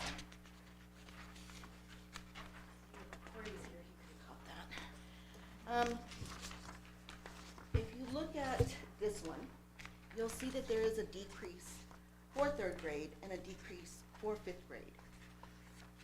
But what I want to point out when we look at this other data, this is 1 point of data, and we shouldn't ever always just focus on 1 point of data. Again, it looks like we went down, but if we look at our reds, they moved to yellows. So even though the overall percentage went down, we are still moving our level 1 students up. Also, what we noticed with 5th grade, the 5th grade teacher, and even if you look at 4th grade, it only went up by 1%. What they noticed is the word analysis part is bringing the students down. So they are giving the letter, the teacher gave the letters, spelling assessment screener, so she can identify where the students need and actually meet those needs during Brave Academy. So work on all of the structured literacy piece that we see in the upper grades, which is a lot of morphology versus, and a lot of syllable types, so that they can break the word apart in order to know how to spell it using morphemes and things like that. So with these, there's one for each grade. The yellow is the highlighted of the grade level, and what you're looking at is there are 3 lines to the right. The first one, the little dotted line, is typical. The dashed line is above typical. The straight line is accelerated. So if you look at our kindergarten, they're doing very well. They are above the accelerated here in October. They were right on the line in September. If you look at 1st grade, they kind of had a slow start, but now they're already above accelerated. For 2nd grade, they have been above accelerated all year. When you look at 3rd grade, and again, this is looking at 1 point of data, they went down in September, but they are on their way up. Even though they're below the typical all year, they are on their way up. We've looked at things, why they're that way. Some of it is, yes, there's been different teachers, so assessment, it's different by how the teachers do it. So the room being quiet or whatever, not being in there, I don't know how they did it. I do know we looked at one, and one student was a 5, went down to a 4. And so we want to on demand that student and see what's going on. He went right back up to a 5. So he was there. We don't have time right now to on demand every student that did that, but we will make sure that they know their score before they take the next assessment. And that's one thing that during PLC, when I met with them, I talked to them about each student needs to know their own score and be accountable for their own score. And what is their goal to go up? 1 point, 2 point, whatever it is, so that they can reach that goal. For 4th grade, they were down below, but now they're just above typical. And then 5th grade, they've been down below. Again, we talked about that word analysis, that's bringing them down, but I want to show you some data that really doesn't accurately depict 5th grade. So the next piece that you have is our boy, beginning of year, 3rd through 5th grade, IMESA data. So this is what they took at the beginning of the year. I also included the state. So the data shown is a comparison of the boy IMESA data for Bayard and the state of New Mexico. So if you look at the first one, New Mexico overall for reading was at 15 for proficiency, And then if you look at Bayard, we're at 36% proficiency. So if you look over here at the iStation, it's different than what it is for IMESA.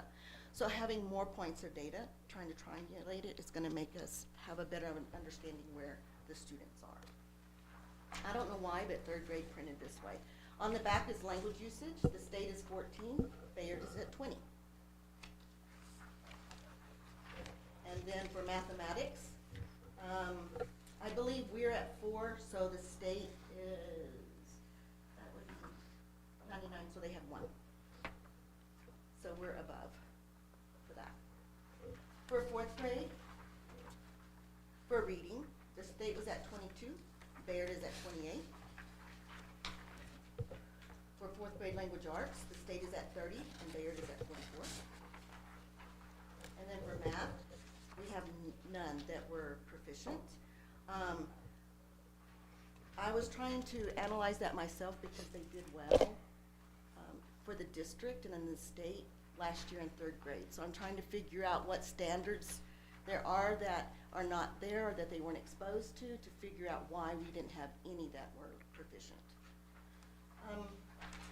So this is what I want to share about 5th grade. We saw that they were below typical all year. If you look at 5th grade, the state is at 32 and Bayard was at 68. If you look at the language, the state was at 34, Bayard is at 58. For math, 15, and we were at 16.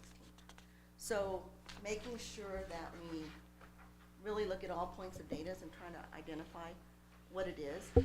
So going back to to Brave Academy, one of the things that we're doing is, once we figure out that standard, we go to Cognia, and we pull that question and make sure that that's the standard, so the rigor of the exit ticket matches that standard. So I'm really hoping in December, we're going to do it in December, so we'll know our data early, how the students are doing compared with IMESA. So right now, we don't have that monthly progress report. We have to go by what our exit tickets and things that are showing us. One thing that we are going to change,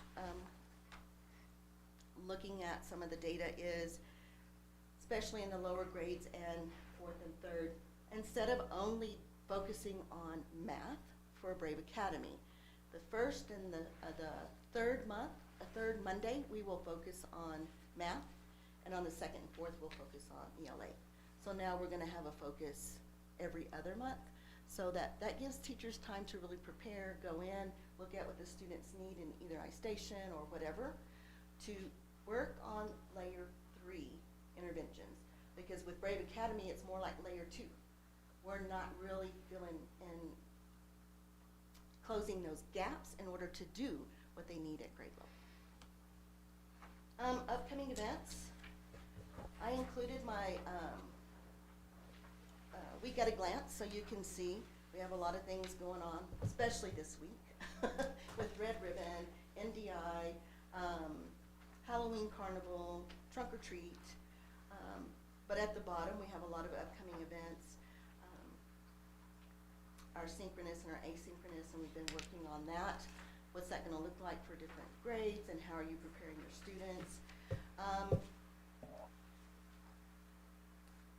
One thing with the MLSS coach, structured literacy coach / we're looking at maybe some PD on writing with the funds that are there, and maybe providing, she's going to check in to see if we can provide a stipend from that money for these teachers doing this extra PD on writing. It's an annual writing thing.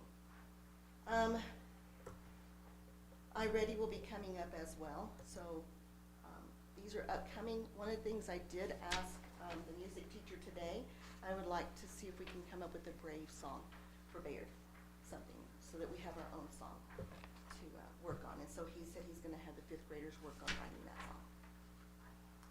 And then the next, boasting about Bayard, we our Lego robotics in the afternoon is very large. I don't know the exact numbers, but we have a large turnout. So those are some pictures of them working on their little project. projects. And then we had our cheer team that performed for you. And I think it's really interesting to talk about one family, four houses. They didn't want to cut any of the cheerleaders because they all really wanted to be on it. So they came up with, and it's there for you, we have Team Courageous Juniors and Squad Friendship Givers. So we have combined houses, and so those are their names. So you have your two houses in one, and then your two houses in the other. And then for morale, everything that is going on, we're trying to keep the morale up for the teachers. So last week, we had an Undercover Spirit Week for just the teachers. And it was our idea. It was not Hurley's, just so you know. One of our teachers shared with them. So Monday was Pajama Day. We didn't get any pictures. On Tuesday, it was Anything But a Cup. So we've got a couple of pictures here of, and I have a lot more, of teachers drinking something out of something other than a cup.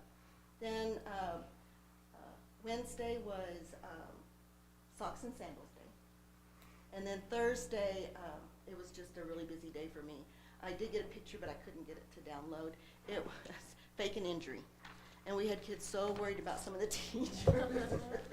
So it was really cute. And so today, because of Red Ribbon Week, we kind of extended it. The kids didn't catch on. They caught on last week with a lot of things. Pajama Day, all the teachers wore Christmas pajamas. And so the kids wore pajamas, but they didn't catch on that we were all wearing Christmas pajamas. And then on Thursday for Halloween, to represent our houses, where all the teachers are going to be witches, but we're going to be the color of our house. So mine's easy, because I'm altruismo, I'll be black. So, any questions? I've got a comment, and like you've already shared, you're on day 6. What everyone in here does not know is the presentation's already set up way in advance of who's coming on what night. So we knew this was your night, right? And I gave you a free pass, and I said, if any time you've earned it, that you got a free pass, and just come and, you know, introduce yourself. And if this is your free pass, you're setting the bar pretty high. So I can't thank you enough for what you've done, stepping in to help, taking care of the school. And as you just shared, I think I made a pretty good choice on a person to really, that knows Bayard, has been here and has served in the role of leadership here already before, in your coaching roles and that. So I just can't thank you enough for what you've done and what you're doing. Can I say something on that too? I know I talk a lot. That's just me, but I also wanted to thank Ms. Powell from a parent. I was pretty much ready to give out PTO. I turned it in. And if you would have put somebody else in this position, I don't think I'd be here right now. And I can also speak on behalf of my child. She needs to stay. She has to, and I'm asking you for her to stay as well, just as much as I talked about, you know, what we're dealing with and mental health and everything. She is a very big and positive part of the well-being of not only my child, but what my child then brings home, which makes my life a lot easier. So thank you, Ms. Tao, from PTO and parents. We greatly appreciate you. Thank you. Any questions? It also has to do with 32 years in education, so I've been around for a while. Those are great comments that are being received, and knowing that you're just in this role now is not indicative in any way of holding you responsible to what it is you stepped into, but appreciating that. And in that, there's been a lot of concern about the emotional well-being of the students, and I'd hope that it will become a focus that needs to be addressed, as well as the scores in terms of any additional, and we brought this up before, interventionalists that you may need. Meetings like this, where you're making a presentation, is an opportunity to ask for anything that you will make, that'll help you do your job, as well as particularly help the kids and the teachers. So that would be a page I'd like to see in the future. Well, to me, kids come first. What's that? Kids come first. Yeah. That's the way I've always been. It's about the kids. Yes, the staff is very important, and trying to keep that morale up with all the change that's going on. We do have fun. We try to find ways. They're very resilient. They've been through a lot of trials and tribulations. If I may speak, the teachers didn't find out that our principal left until that Monday after break. So, the parents didn't know, teachers didn't know either. So there's a lot that goes on that people don't know about. And Suzanne and Mr. Corey, or Superintendent Corey, were here supporting us, but teachers just went on. They went on teaching, they went on doing what they needed to do. And I think they need praise for that. Teachers don't Absolutely. get enough praise, and they need to get praise for that. And as well as the students, they knew we didn't have a principal, and they did exactly what they needed to do. So I'm really proud of Bayard. I would not have done this. Sorry, Shay and Auguste. I would not have done this for any other school. Only for Bayard. Thank you very much. Thank you. This was a great presentation, by the way. And I really liked the comment you made about showing the IMESA scores and explaining to us why you weren't too worried about the scores from the iStation. Because I like the comment that you made that just one test doesn't really determine what's really going on in the classroom or what the children are learning or excelling in. So I really appreciated that you included both of the data because the IMESA, you can really see tremendous growth in 5th grade, especially in reading and language usage that wasn't present. So if you're just looking at one assessment, you might be worried, but then you look at a completely different one and you're completely fine. I didn't And have that time. I wanted to show what was last year's as well, but I just didn't. so I So you thought can that was see really, the change. really good. Slacking in those 6 I know. days. Thank you. Thank you. Thank you. Hey. Yes. Thank you. Thank you.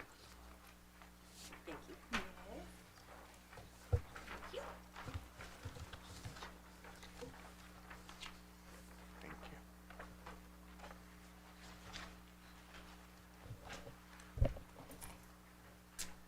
All right, well, first I would just like to say thank you also to Wendy. We had worked together as coaches for a couple of years, and I'm glad to see her as a principal. She's well deserving of that role. I think she's doing an excellent job. Just to start, the iStation data, it's actually on the following page. So what I did is I just compared our reading scores from August to October, and you can see the growth across the board. Kindergarten is actually at almost 100% proficient, so they're making really good progress in there. I looked at my kindergarten class, or we did, as a team, and I'm like, why is this class performing so well? What are they doing that the rest of us should be doing? Because their scores are growing so much. And beyond having what I feel is a really great educator, the class size is fairly small, but I look at the families and what the families bring, and that can be underestimated. Sometimes we put all the pressure on educators and on schools to be everything for kids, and they can't. And sometimes it comes down to what families are doing. And if you look at our families that we have coming in, they're doing an excellent job being parents. So shout out to them. So you can see we're definitely showing growth across the board. Looking at green, lots more green in October than we had in August. And it sounds like we had 3 months, but we really didn't, because we gave this test probably the middle towards the end of August, and then we gave it in September and the beginning of October. So it's really about a month and a half of instruction, and we're showing a lot of growth. So I'm really proud of my teachers. Math is actually on the back. If you look at our October scores by themselves, I would be a little bit disappointed in where we're going, but if you look at them compared to August, we made huge growth, again, in a month and a half of instruction. So they're definitely getting what they need. If we continue on this path, I think that we're going to be exactly where we need to be, which is all of our kids being proficient. Moving on, AR books. We've tested on 1,983. We've passed 1,983 AR tests since the beginning of the year. I did that was an average of the students that took it. Our 4th and 5th graders obviously test on a few more books than our younger kids, but they're reading a lot of books. The circulation in our library is really high. So, staff-wise, I did have a health aide resign a couple weeks ago, and so we're replacing her. And we have what I think is going to work out well for that student that needs that aid.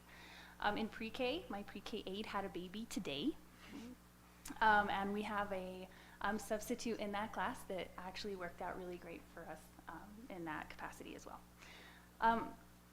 For the art teacher, we do have an applicant for that job, but Cindy Lee has been serving in that capacity at San Lorenzo, and she is such a blessing to us. And she incorporates a lot of science into our art. So, but they do a lot with the greenhouse, and I mean, I would hire Cindy full-time. I love her, and she's just been so great for our kids and some of the things that we have going on at our school. She's just an asset to education. I would like to say, because I sat in with the monthly PLC that SPED is having with our SPED teachers, and I feel like that is a really beneficial time. So I don't know how that got set up through Erica, I guess. Annette was actually there to do that, and it's just well spent time. So whoever set that up, kudos to them, because I felt like that was really great for our school. I did list our enrollment. We actually have lost a couple and gained a couple. I did put that we gained one in 1st and one in 3rd. They did come and enroll last week, but we have yet to see them. So I'm not sure if they're gonna turn up or not. Supposedly they're coming, but we hope they do. But we're staying pretty solid scores, enrollment-wise. So our numbers look pretty good. Attendance, we just had our, October's been a lot, but we just had our September incentive recess today, and it's just a fun thing that we get to do, and it's free, and the kids love it, and they get to go outside for the extra 30 minutes at the end of the day, and if they have perfect attendance for the month. So I think it kind of helps. And you know, we have a few students that are like, I'm gonna have perfect attendance for the whole year, and so at least they have some goals towards that. Behavior.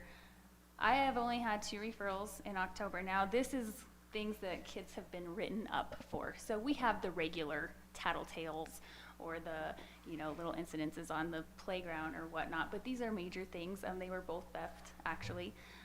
One of the things that I feel like has made a big difference, and I watched Mr. Corey try this for years, and he had a kindergarten teacher that really liked to sit on the bench sometimes during recess, but we have been more adamant about moving around on the playground when students are out there, because that tends to be whenever we have the most behavior issues is on the playground.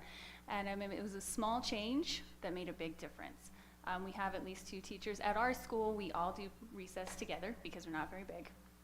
And we have at least 2 teachers, and most of the time myself, and we've been more diligent in moving around. And the amount of behavior issues that we've had has decreased as nurse visits, all of those things have gone down because we're moving around a little bit more. So shout out to my teachers for getting in those steps at playground time. Events. This list could go on and on for October, but we'll start with the Harvest Festival, which was a huge success. This is our one and only fundraiser, and it definitely raised some funds this year. So we served a lot of enchiladas. We sold a lot of baked goods, lots of drinks. The silent auction did well. We did really well with the Harvest Festival. And so the Members Valley Health Action League actually puts on the Harvest Festival, and they use our grounds but allow us to sell enchiladas. And so it works out really well for us. I think they had 1,200 attendees at the Harvest Festival, and I think 672 of them bought an enchilada. So we did really well with that. The Members Valley Health Action League also gave out, so they had it was actually whenever Miss Gottschalk was still there, and they came in and they made posters, and it was, I should have brought one in, but they made drawings, and then they chose one to be the poster for the Harvest Festival. And then the kids get one of those giant checks. And so they gave a giant check to first place, second place, and third place for $50, $20, and $10, I think. So that was fun, and the kids liked it. Aliana Galas was the winner, and so she got her drawing on the poster, and it was even printed on T-shirts. So she's famous in Members. Trunk or Treat Literacy Night that we're fixing to have. We did kind of go out on our own last year, and so I appreciate the fact that we get to do that again. It's really nice for our community to have it. I wish Mr. Gropp was here so I could tell him we didn't have to drive 2 hours to town, because he loves that. But anyway, our community doesn't really have anything. We just lost our gas station, so there's not a lot out there. And so just even for the safety of the kids, they get to stay at San Lorenzo. We have, I put 20 plus trunks. We have 26 trunks coming to our trunk or treat. That includes family members of some of our students, but also community. Several of the churches are coming, the fire department, Farm Bureau, lots of businesses, clubs, so to speak, of members. And so it's really turning into a great event. We do tie it to literacy, so they end up having to, they go through and they find words and make sentences, and there's a book read aloud and all kinds of things, so it's educational as well. The Veterans Program is fixing to come up. We've been practicing. Our kids are doing really well. Miss Alcorta picked some really great songs. The Veterans Program is something that we're really proud of at San Lorenzo Elementary, and they do an excellent job. And again, if you can make it, it is on Veterans Day, November the 11th, and they're putting together a beautiful program. The greenhouse continues to do well, both in art and in science. And so Miss Lee keeps bringing in tomatoes. We had chilies. Lydia in the cafeteria cut them up last week. They had a whole bucket full. I don't know what class picked them. I think it was 3rd grade. And they picked a whole bunch of them from the greenhouse, and they brought them up, and she cut them up, and we ate them for lunch. So that's fun that they get to see the whole cycle of that. Field trips and extracurricular are definitely keeping us busy. So we're fixing to go watch Central, if she stepped out, at their NDI. So we're excited about that. In November, we're also going to a concert at Western, which was courtesy of somebody is paying for that.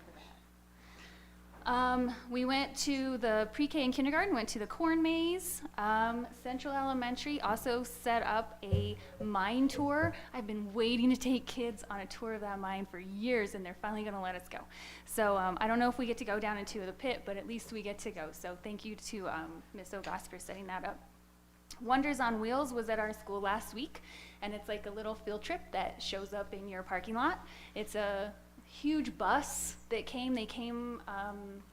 The bus actually comes out of Santa Fe, but the 2 ladies that came and did all the presentation came from Las Cruces. They did a huge thing on agriculture, and the kids got to plant the little bean, and they looked at the life of the bean, and they go through the bus, and it teaches them about irrigation and growing the 3 sisters crops, which is the corn and squash and what else? Corn, squash, beans, I think. And so they teach them the whole process. That it was super cool. It's very interactive. The bus is super cool. It was super cool. So you can visit our Facebook page to see all those pictures, because the kids had a great time. And again, it was a field trip. It didn't cost us anything because they came to us. So the 4th and 5th graders got to go to the Western, to the museum exhibit. Last year, Miss Markle, Marilyn Markle, came out, and she took the kids on a field trip, and they took a bunch of pictures of the wilderness for the anniversary. I think it was the 50th anniversary of the wilderness.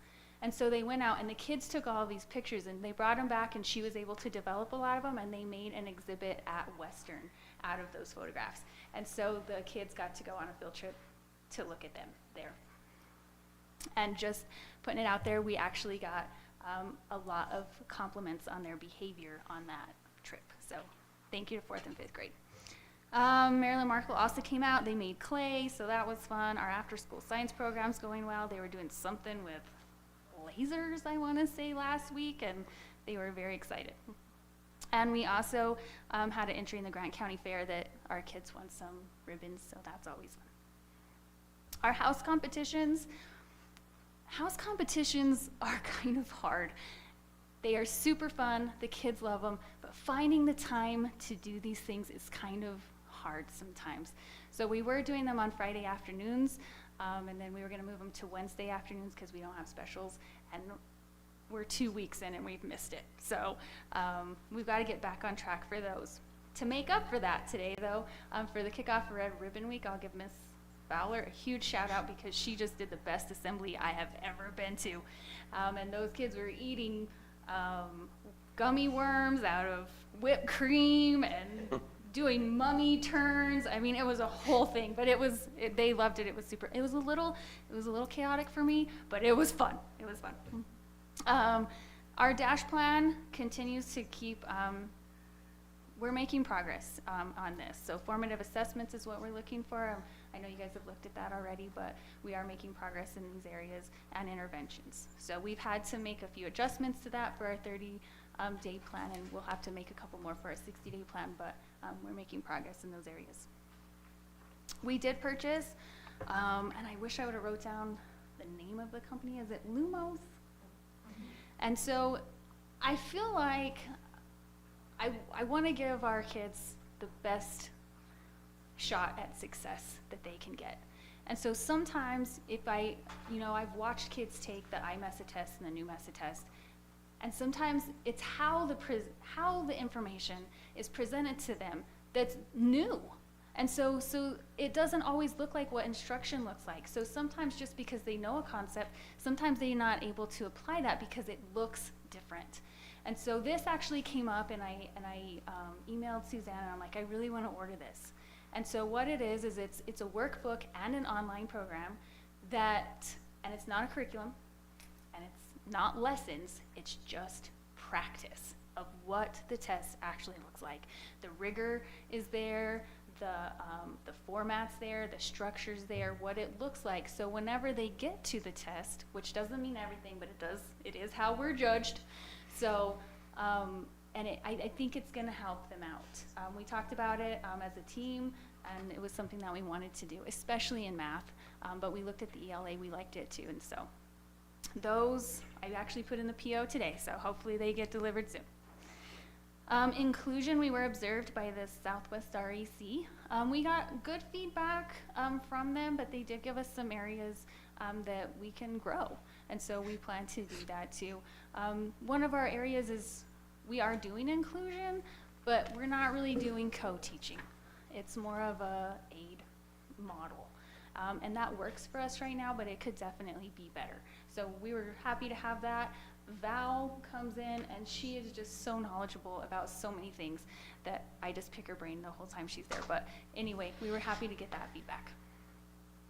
Our structured literacy coach, she was actually sick for a little while, and so we haven't seen her quite as much as maybe what we should have. So I hope that her attendance gets to be a little more better, for lack of a better word. So anyway, but I do know that she had some health issues, but we're happy to have her come in too. I never realized how important subs were until I took this position. So I always thought you just took a day off and somebody showed up, and that is definitely not the case. So I didn't realize what a problem this could really be until I took this position. So a shout out to our subs. Mr. Martin, if I call him, he shows up. Ashley Trujillo has a gift with special needs students. Virginia Hyde shows up. Celine Russell has actually taken the long-term position for our pre-K, who just had a baby and will be on maternity leave. Joseph Leon, he just started and he's been in, he's terrific. Cindy Lee shows up. The other day, she came into the office and she wasn't even there to sub, she was just there. Cause I don't know, she just comes in sometimes. And she had to answer the phone. I'm like, Cindy, answer the phone. And so she just steps in and does whatever. She does whatever she needs to do. Autumn Duarte, she's new. She's just come in a couple of times. We love her. Tom Tucker, took a position for tomorrow, so shout out to our subs because we need them. They're very important. Can I talk about this last one? Is this Yes, you public news? can. You go, So girl. I wish I knew more about how this worked. And so I looked it up today, and on the New Mexico PED website, it's still listed as the 23-24. But what's the lowest one? There's like something, and then there's traditional. And then there's Those are all spot. the designations. So traditional and spotlight are the highest. But spotlight's a little higher. Yeah. That's what we are, by the way. So we did make Spotlight School for, is it last year? I guess is what it goes on. So that's 100% my staff. They work very, very hard. So, and I'll give Hurley a shout out too because they made Spotlight School too. That's it. Any questions? What exactly is Spotlight? So so remember, I think it's how they used to grade the schools. Remember how we used to get a grade? Yes. Well, now it's not a grade. It's It's the New Mexico Vistas. New Mexico Vistas. This, what she's talking about literally just came out like a day ago or 2 days ago. This is brand new, just released. It's not even on their website. It's not That's even how on their new it website is. yet. It's like a school rating. Yep. It's like how they rate schools. And I think, so from what I gathered, it's on attendance, scores, obviously. And there was something else on there, because there was 3 little graphs. What was the other one? I just remember attendance, and then of course scores. Maybe it was ELA and math. But the state scores you in those areas. And I'm imagining that it's probably scored on growth. Does it rank in the state? In terms? Yes. Cool. Yeah. So, anyway, last year I know that we were at 61.5%, but that was last year, so we must be higher this year. I don't know what it is. Oh, yay. Very good. Thank you very much. Great report, thank you. Thank you.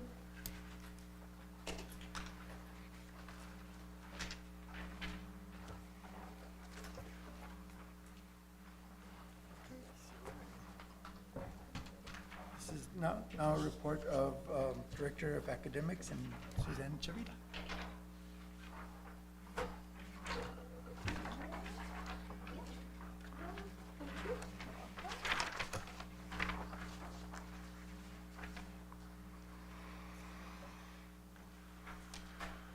Okay, good afternoon, afternoon. I feel like I'm good evening, Superintendent Mr. Corey, Vice President Guadiana, and members of the board. Before I begin, I just want to give a shout out to a few people that are here today. A shout out, number one, to Wendy. As you know, we found out, and it was last minute. There was no letter. He did not create a letter. And Monday, I was here. Monday, we were here. It was, we were crisis management the first week. Wendy had no idea that she was going to be put into this job. And we wanted, I had it in the back of my mind that it would be great, but we're not going to say anything if we haven't talked to her yet. We don't know if she's going to even want to do this. So it took a whole week of me talking to her, Michael talking to her, and building her confidence and saying, you know what, we need someone here that is consistent, that has been with Bayard, that knows the Bayard families. And it was hard for her because she loved her classroom. And again, the decision was not made, and then we had the letter that was sent out probably 5 days after she was, maybe a couple of days after she was on the job. So again, did we make a mistake and not send the letter out on day 2? Maybe, but I'm thinking, again, we didn't want to jump the gun on it either because she does, again, we have to go through the interview process as well. She's working on her license. That was another thing is you can't put a principal in if they don't have their provisional license. So that whole week, last week, we've been working on her provisional license. So again, we've had, I just want to give a shout out, just a shout out to Wendy for, where's my Wendy? There she is. for accepting this position and working with us. And Wendy, no one else came to mind when we had this opening except for you. So thank you, Wendy. I appreciate everything you've done. I want a shout out to the principals.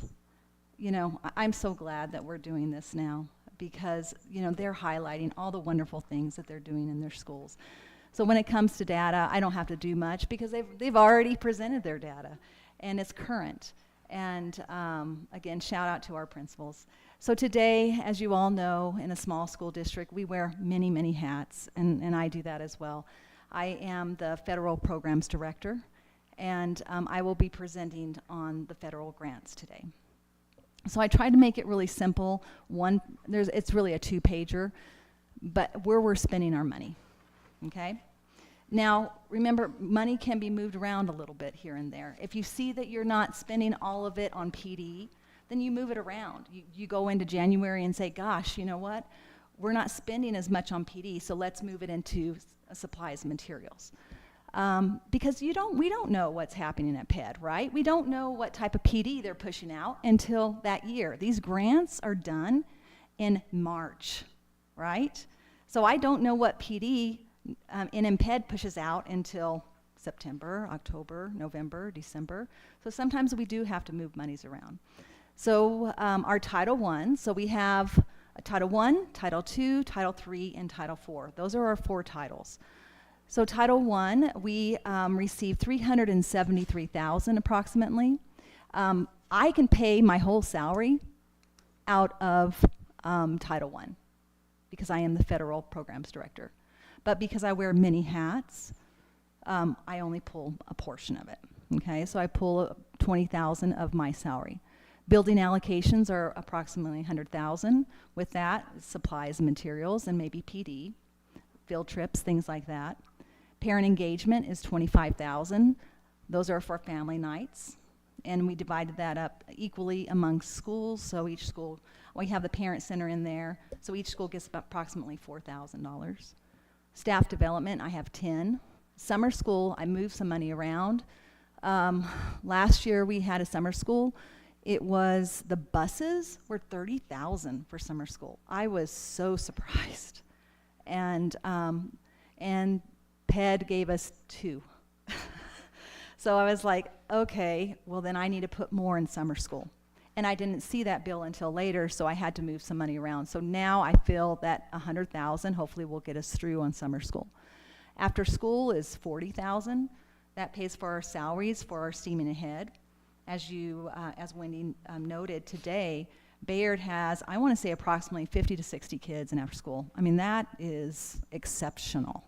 We have to pay those salaries, right? So, so that is steaming ahead, and then we also do a bus service for after school as well. And then we have indirect costs.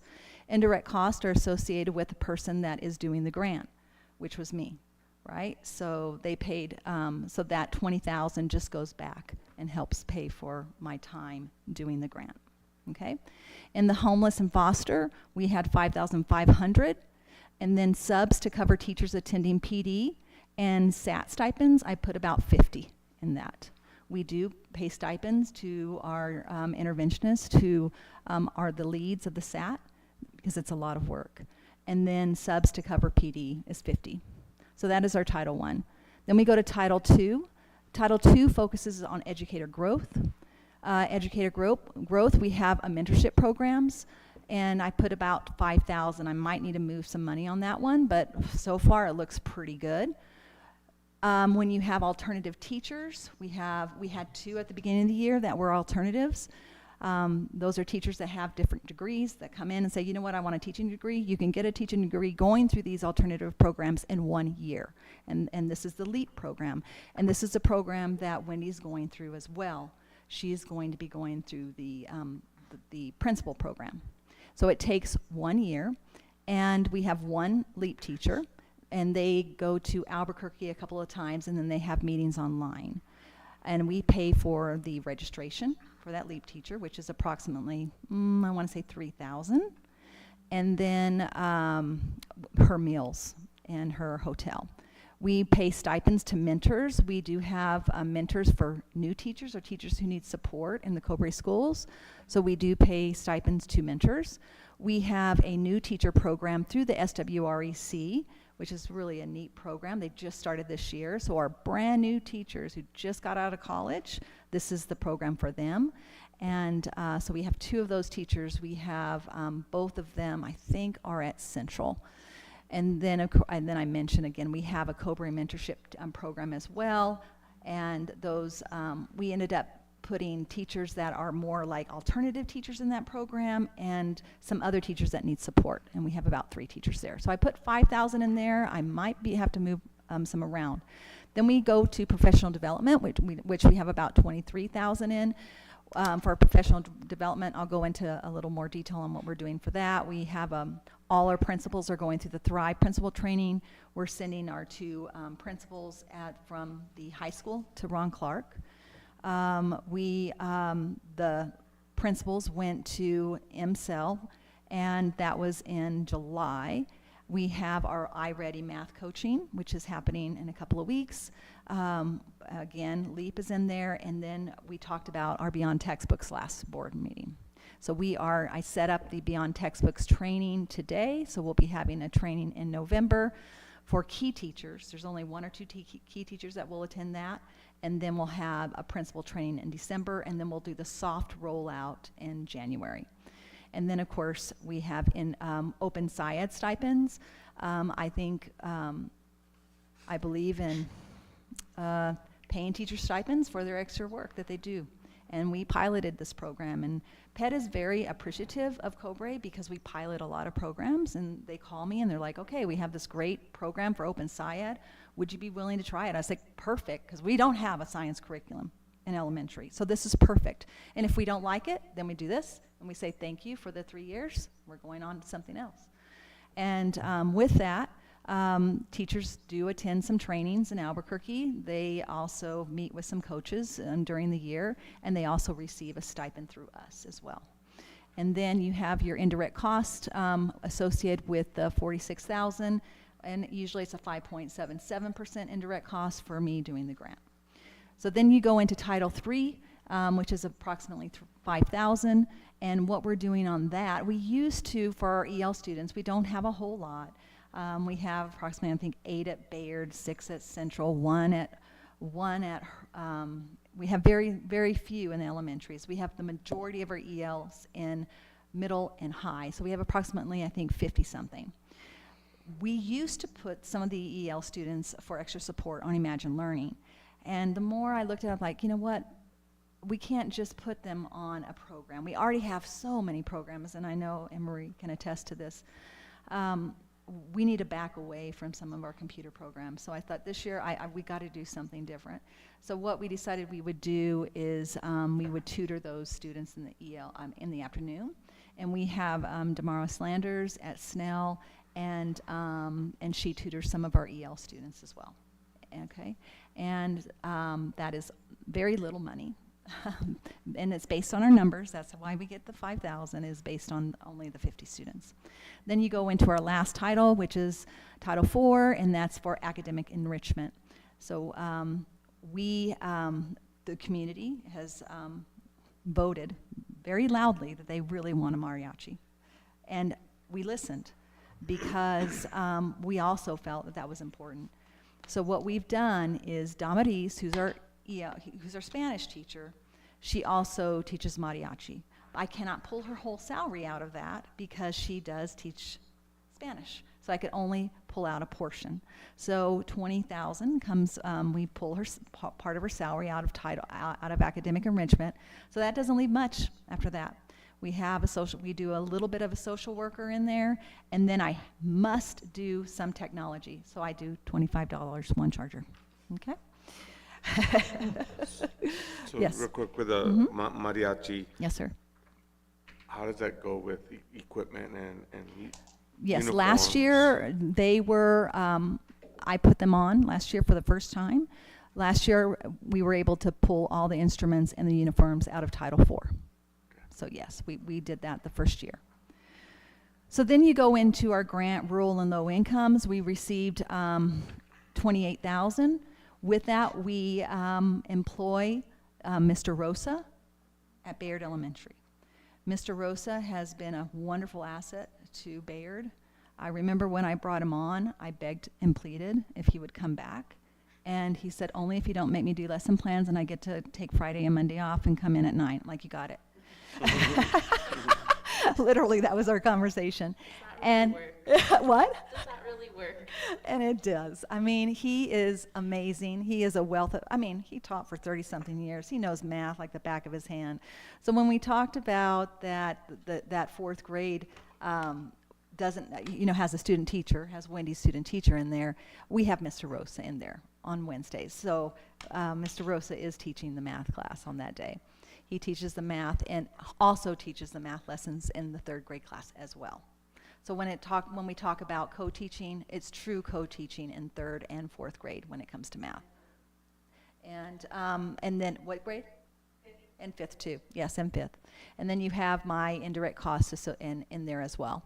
So then we go into CLSD. One of my jobs is also CLSD coordinator. With this grant, you must have a coordinator. Usually the coordinator only does the coordinator work, okay? But again, in small districts, we wear many hats. As you all know, CLSD, that was last year, right? We were done. And then PED calls me and says, okay guys, you know what, you might have a rollover. Do you want it, or do you want to spend it all? I was like, no, we want the rollover, but we weren't gonna know if we had the rollover till the very end, so I was really hesitant to spend any money, right? Because I'm like, what if we don't get a rollover? Then I'm gonna spend money in a month. This is how PED works, really. So we were very lucky. We got the no-cost extension, the rollover, and I think there was approximately 15 to 20 schools, maybe about that had CLSD funding in the past 5 years, because this is a 5-year grant. Remember, we received $6.5 million in CLSD. We were the largest receiver in the whole state of New Mexico. I will say that again. We were the largest receiver for CLSD funds. We were one of the smallest school districts. And I've had many school districts ask me, well, how did you get $6.5 million and you only have less than 1,000 people? Well, because you look at this, you only have less than 1,000 kiddos because we asked for it. Because we asked for it, right? Because you never know what they're going to say. They can always say no, right? So with that 6.5, we had to spread it out in 5 years.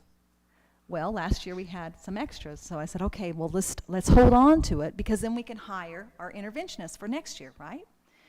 So we were lucky. We got the no-cost extension. Only 7 of us out of those 15 got the no-cost extension. So there's only 7 of us left now in the state with no-cost extension. And with that, you see that we pay a partial salary, the majority of 6 interventionists. So just keep in mind, when you're looking at a teacher's salary, and if it's a level 3, it's at least $100,000. So when you look at $600,000, you think that's a lot of money. But when you hire an interventionist, and most of our interventionists are what? Level 3. Most of them are level 3. They need a lot of experience. So that's at least $100,000.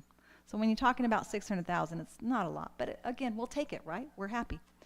So we pay partial salary for 6 interventionists. 3 in the elementary setting, 1 in the middle school, and 3 FOI daycare aides, and partial salary of me, and partial salary of Teresa Villa, because she does some of our district and family engagement. Also with that, I put most of it into salaries of the 649, and then again, we believe in paying our teachers for their extra time. CLSD, we are one of the only schools that have certified 2 teachers in dyslexia, and that is us. We've certified Tara Heyer at Hurley and Melissa Gallardo at Bayard. And they've gone to school for several years, and now they have the dyslexia certification. We have Tara and Melissa. They do support a student at Snell. Just because they're at elementary, dyslexia is not just an elementary issue. So I want to shout out to Tara and Melissa.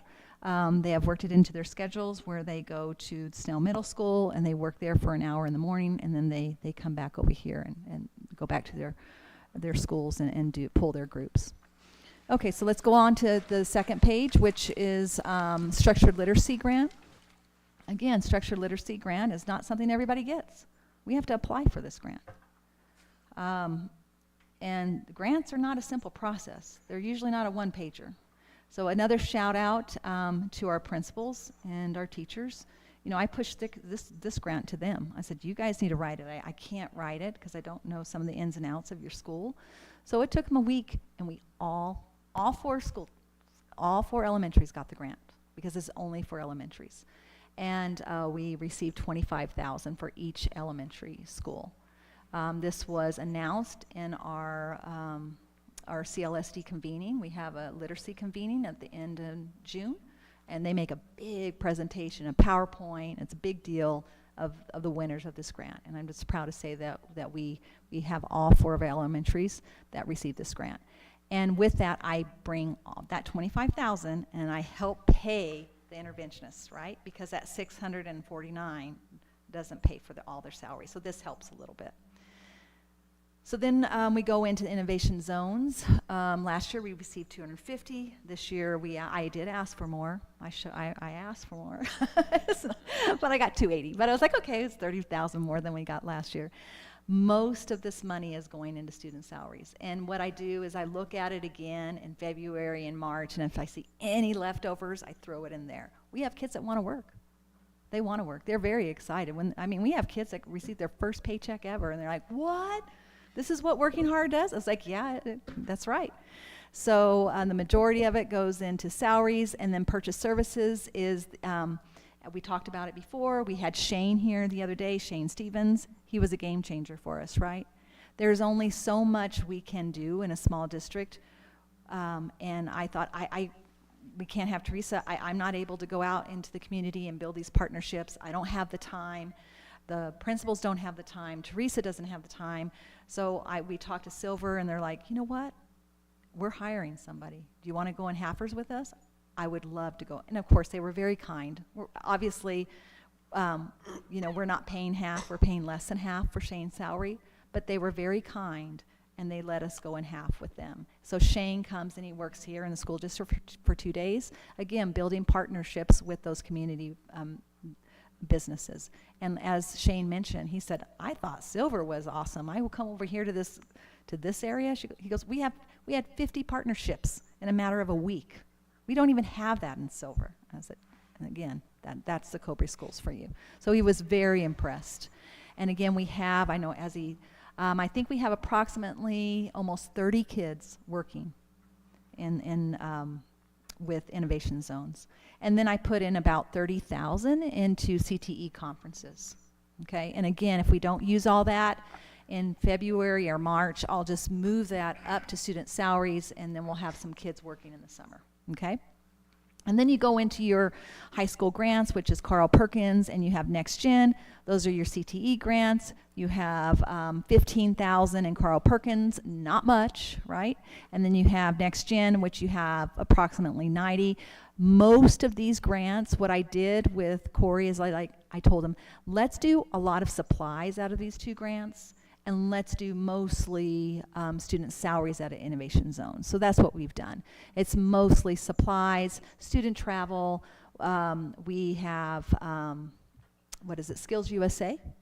And we have the kids going to competitions, and then we pay for their travel. We have teachers. It is a must that the teachers go to several CTE conferences. When you have the innovation zones, it's a grant. You make promises. The promises are that you will send teachers to CTE conferences. We have 2 that we must go to, and there's several of us that have to go to that. So I have to put a good chunk into travel on that. And then we go into Family Income Index. This is my last one, and we have approximately 68,000. Now, Family Income Index is only for Bayard Elementary.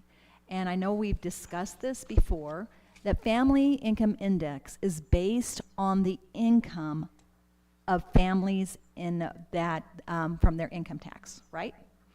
So we only have one school in Bayard. and that is Bayard Elementary. And then you have only one school in Silver that received Family Income Index, and I think that's 6th Street.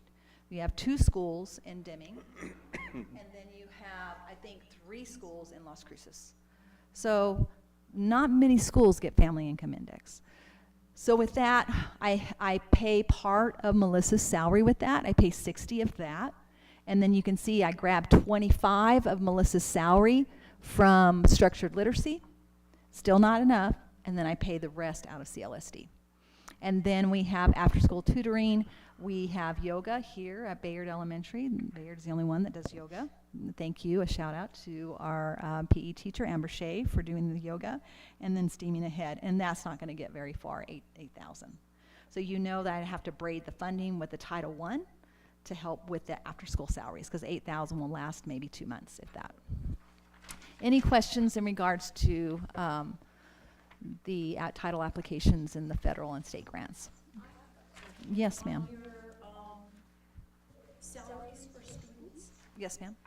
what grades are working? It's 11th and 12th. And if we have, let's say that we don't have enough kiddos in 11th and 12th, then we can go down to 10th. But we're pretty full with 11th and 12th graders. Mm-hmm. Thank you. Any other questions? Thank you very much. Thank you. Good. Yes, ma'am. Grant writing for grants, is it, like, does each teacher have to write their own grant, or does the district have a grant writing committee, or? No, teachers don't have to write their own grants. There's grants that come through. We had many grants come through on Freeport. And I'm not going to make the announcement yet, but I'm pretty excited. We're going to let the schools make their announcements. But teachers can write mini grants like that, and we did receive quite a few. My question is coming from, okay, let's say I hear of something, right? Uh-huh. Who, as a parent, would I go first to? Am I assuming the principal, like, hey, Yes. is something maybe Right. somebody could write up, and then would they come to then? Yeah, so just follow First, or where, so that the chain of command. Timelines Mhm. or whatever. Yeah. And the reason I ask is because technically PTO, and I have a lot of questions on that so that we can make it the best possible. But you can only get grants if you're considered a 501, right? So not if you're exempt, tax exempt, right? And technically PTO is not its own organization because it falls within the school. So then I'm thinking here, what if PTO, wants something and we find a grant, but it has to be written from the school? So then where would I go to kind of get that started? Right. Good question. Probably you would talk to the principal first, and then the principal can come and talk to me. I would have to look at the grant per se. I'm sure all grants are different. Right. So okay. just come talk to whoever Wendy at this time, and then Wendy will talk to me, and then I'll look into detail about it. But CLSD is coming around again, and I think we talked about it, that they made the announcement about a month ago, a big blast, that they're going to have another round of CLSD funding. This grant is huge. It takes a long time to write a CLSD grant. We will be writing it, and I had a couple of teachers offer to help me with that, which I was very grateful. So depending on the grant, sure, you're welcome to help. But yeah, definitely talk to Wendy if you see something that looks inviting, right? That's yours. Okay, so again, that is federal programs. I'm going to do a quick present out, it's going to be quick. Remember, we have to use the template of our strategic plan. It's kind of a boring template, but we're going to talk real quickly about strategic goal number 2, which states, by the end of 24-25, Cobre District will increase student academic achievement. Now, the action plan for that, obviously, is to provide professional development. So I listed some of the professional development we have this year. Again, we talked about Thrive training.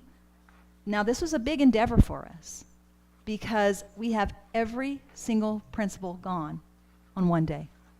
But Mr. Corey and I decided we wanted all the principals to be on the same page. And I don't care for being called a million different places. And I mean, it's hard when you have everybody out.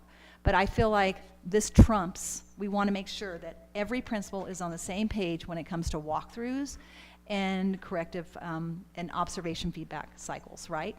So they go through a 3-year process. This is a 3-year training. And principals do receive a stipend for this because it is above and beyond what they normally have to do. Now, the next thing is beyond textbooks. There is training involved in that. And that starts in November. Then, I'm sure Emory has heard, we're having a PD. We're collaborating with Silver Schools and Aldo Leopold and some other schools. We've talked to Michael, and we talked to Michael and Cindy and everybody at Silver and thought, you know, it would be so cool if we can collaborate with Silver more. And I know when Emory was here, she says, you know, one thing I miss is I miss the collaboration from other grade level teachers. And that's so powerful. That's the best PD presenter you can have, is a colleague that works alongside you. So then we mentioned, Mr. Corey and I mentioned to the Silver superintendent, how about let's do PLCs in the afternoon, right? Collaboration in the afternoon with the grade level. So we're going to be doing that. So in the morning, we're going to be focusing on SEL. And then in the afternoon, we'll be doing some grade level PLCs with Silver Schools. Then we have our iReady math training coming on, and that's twice a year. And we have ongoing support that we receive from our structured literacy coaches. Again, when we have these big grants like CLSD, which is $1 million every year, what if we don't get that grant? We have to build some sustainability, right, moving forward. So what we did on that is that's why we applied for these structured literacy grants. And they're only $25,000, but with that, guess what I get? We get a literacy coach that comes and visits our school several times a week, right? It's not just the $25,000, because we had to let our literacy coaches go this year, right? So we knew that we had to build some type of sustainability, and again, we have, I think, 2 different coaches. We have 2, I think the same coach for Hurley and Central, and then we have 1 coach. I think we have Deborah Villalba for Bayard, and I'm not exactly sure who is at Hurley. I think it's a different coach at Hurley. And they're based out of Deming, the SWREC. And then we go into online Canvas classes. There's some great Canvas courses there, so teachers are welcome to go on there. We have a reading apprenticeship program that we were so small that we wouldn't be considered a cohort. So we called PED and said, can we like partner up with another school district so we can be a cohort? And so we're partnering with Las Cruces Public Schools, and we have some middle and high school teachers doing the reading apprenticeship program. Again, I mentioned this real quickly. We have Orton Gillingham and dyslexia training for our reading interventionist. We went to the MCEL, the leaders did in July. We had Ron Clark. We have Rocket PD, that's attached here. Mr. Corey was in a meeting with some of the superintendents, and we're super lucky this year that we get to push this out to our teachers. These are top-notch presenters in the education field. These presenters, probably $1,000, $2,000, $3,000. It's free for us this year, thanks to the REC. So what teachers can do is they can just click on the link, Rethinking Teacher Supervision, sign up, and attend virtually. So these are all virtual trainings, but they are not charging us the registration fee this year. And again, if teachers want to go to a PD, we never say, no, you cannot go to a PD. They are always welcome to sign up for a PD. Again, if you look at my grant, what was my grant that pays for subs? We will pay for their sub. And I have never, in the 2 years I've had this grant, said no to somebody. Let's say that I have a person that just keeps wanting to go to PD. I have never said no. You've reached your limit. You may not go.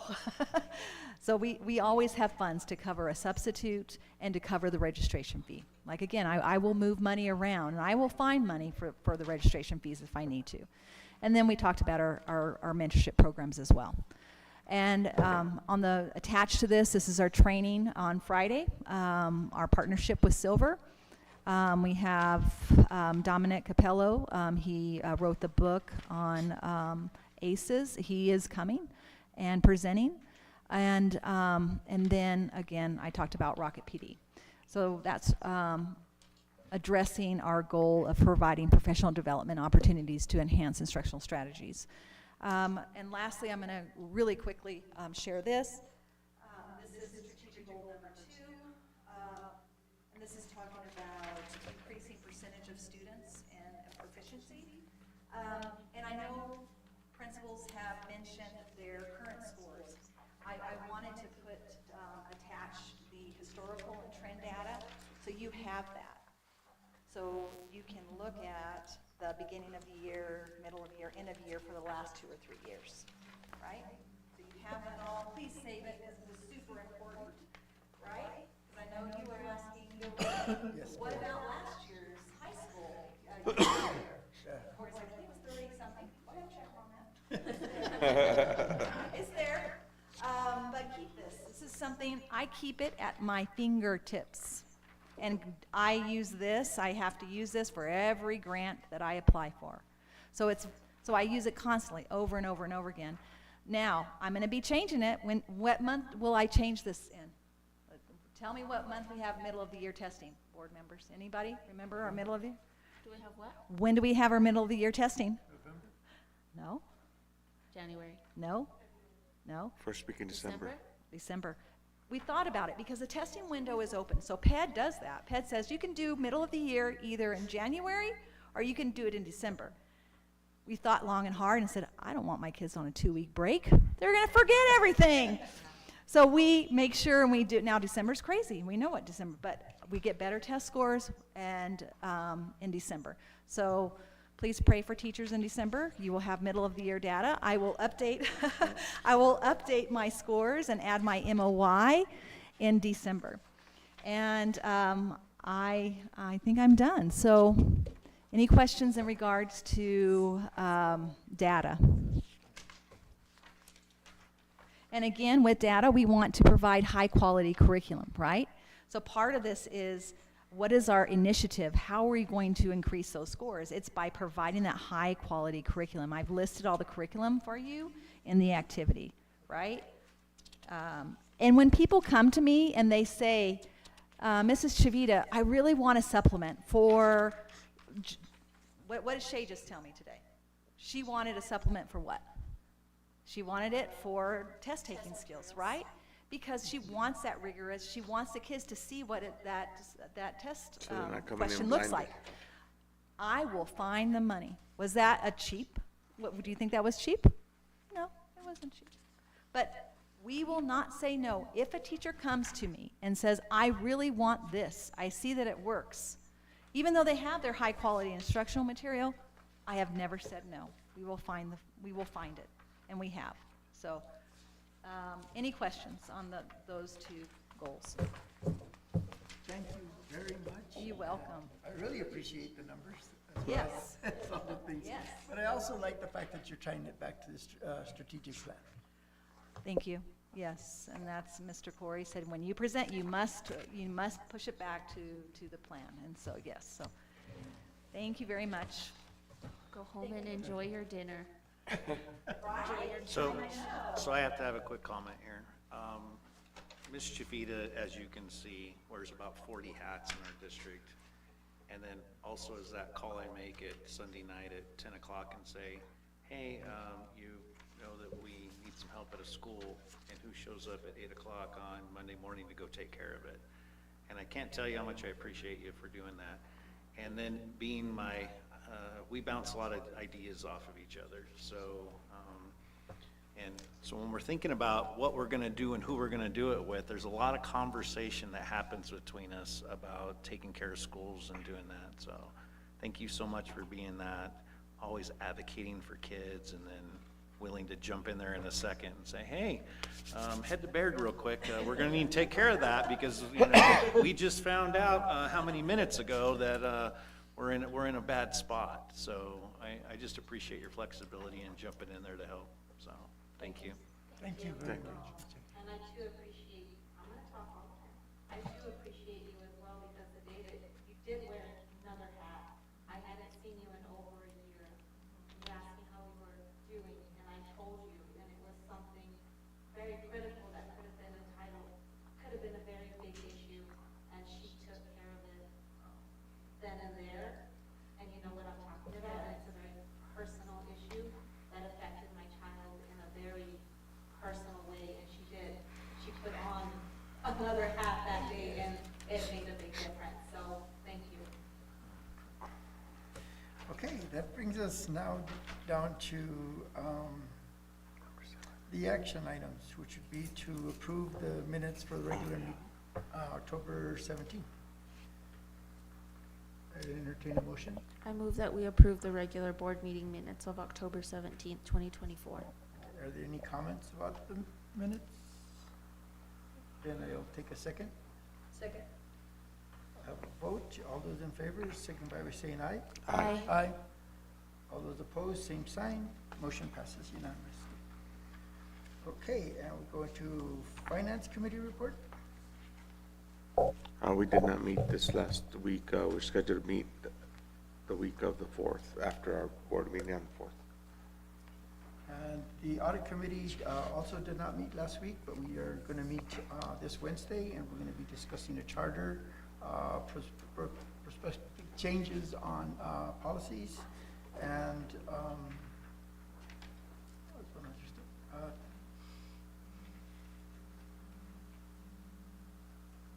I forgot. But anyway, those are our two biggest issues. Oh, and the other part has to do with the continuing with the recommendations for corrective action. And that's now just for, we're moving to item 10, Superintendent's report. I'm sorry? Oh, board members report individuals. Mr. Gracias. I mean, just try to echo what Ms. Heredia said about, I've been on the board for 27 months, 2 years and 3 months, and this is the first time we've had parent advisory come and tell us that we need, we've got a problem, we need help. So that was great to hear that. Hopefully, whether it's doing it online or whether it's, having other schools do their parent advisory consults, I think that's gonna assist the district. And then on Wednesday night, I talked to Mr. Corey. DOT is having a meeting at the Hurley Community Center. They're going to talk about the 180 project starting on Monday. I want to go just to get information to see how it's going to affect the district, because we do have the buses going to and from, and teachers to and from Bayard, Santa Clara, Silver, et cetera, even coming in from Deming, I think. But just see how it's going to affect the district, for a couple of years. So that's it. I just also want to thank the families that came in today to address their concerns. Thank you for your time, and hopefully that we can, together as a board, Superintendent Corey, the families and the staff can, make a compromise and help resolve some of the issues, and hopefully you won't see them in the future. Also want to echo what Mrs. Chivita said about Wendy, Mrs. Tao, I'm sorry. She's obviously so talented and so knowledgeable, but she's also just that strong person that just is the face.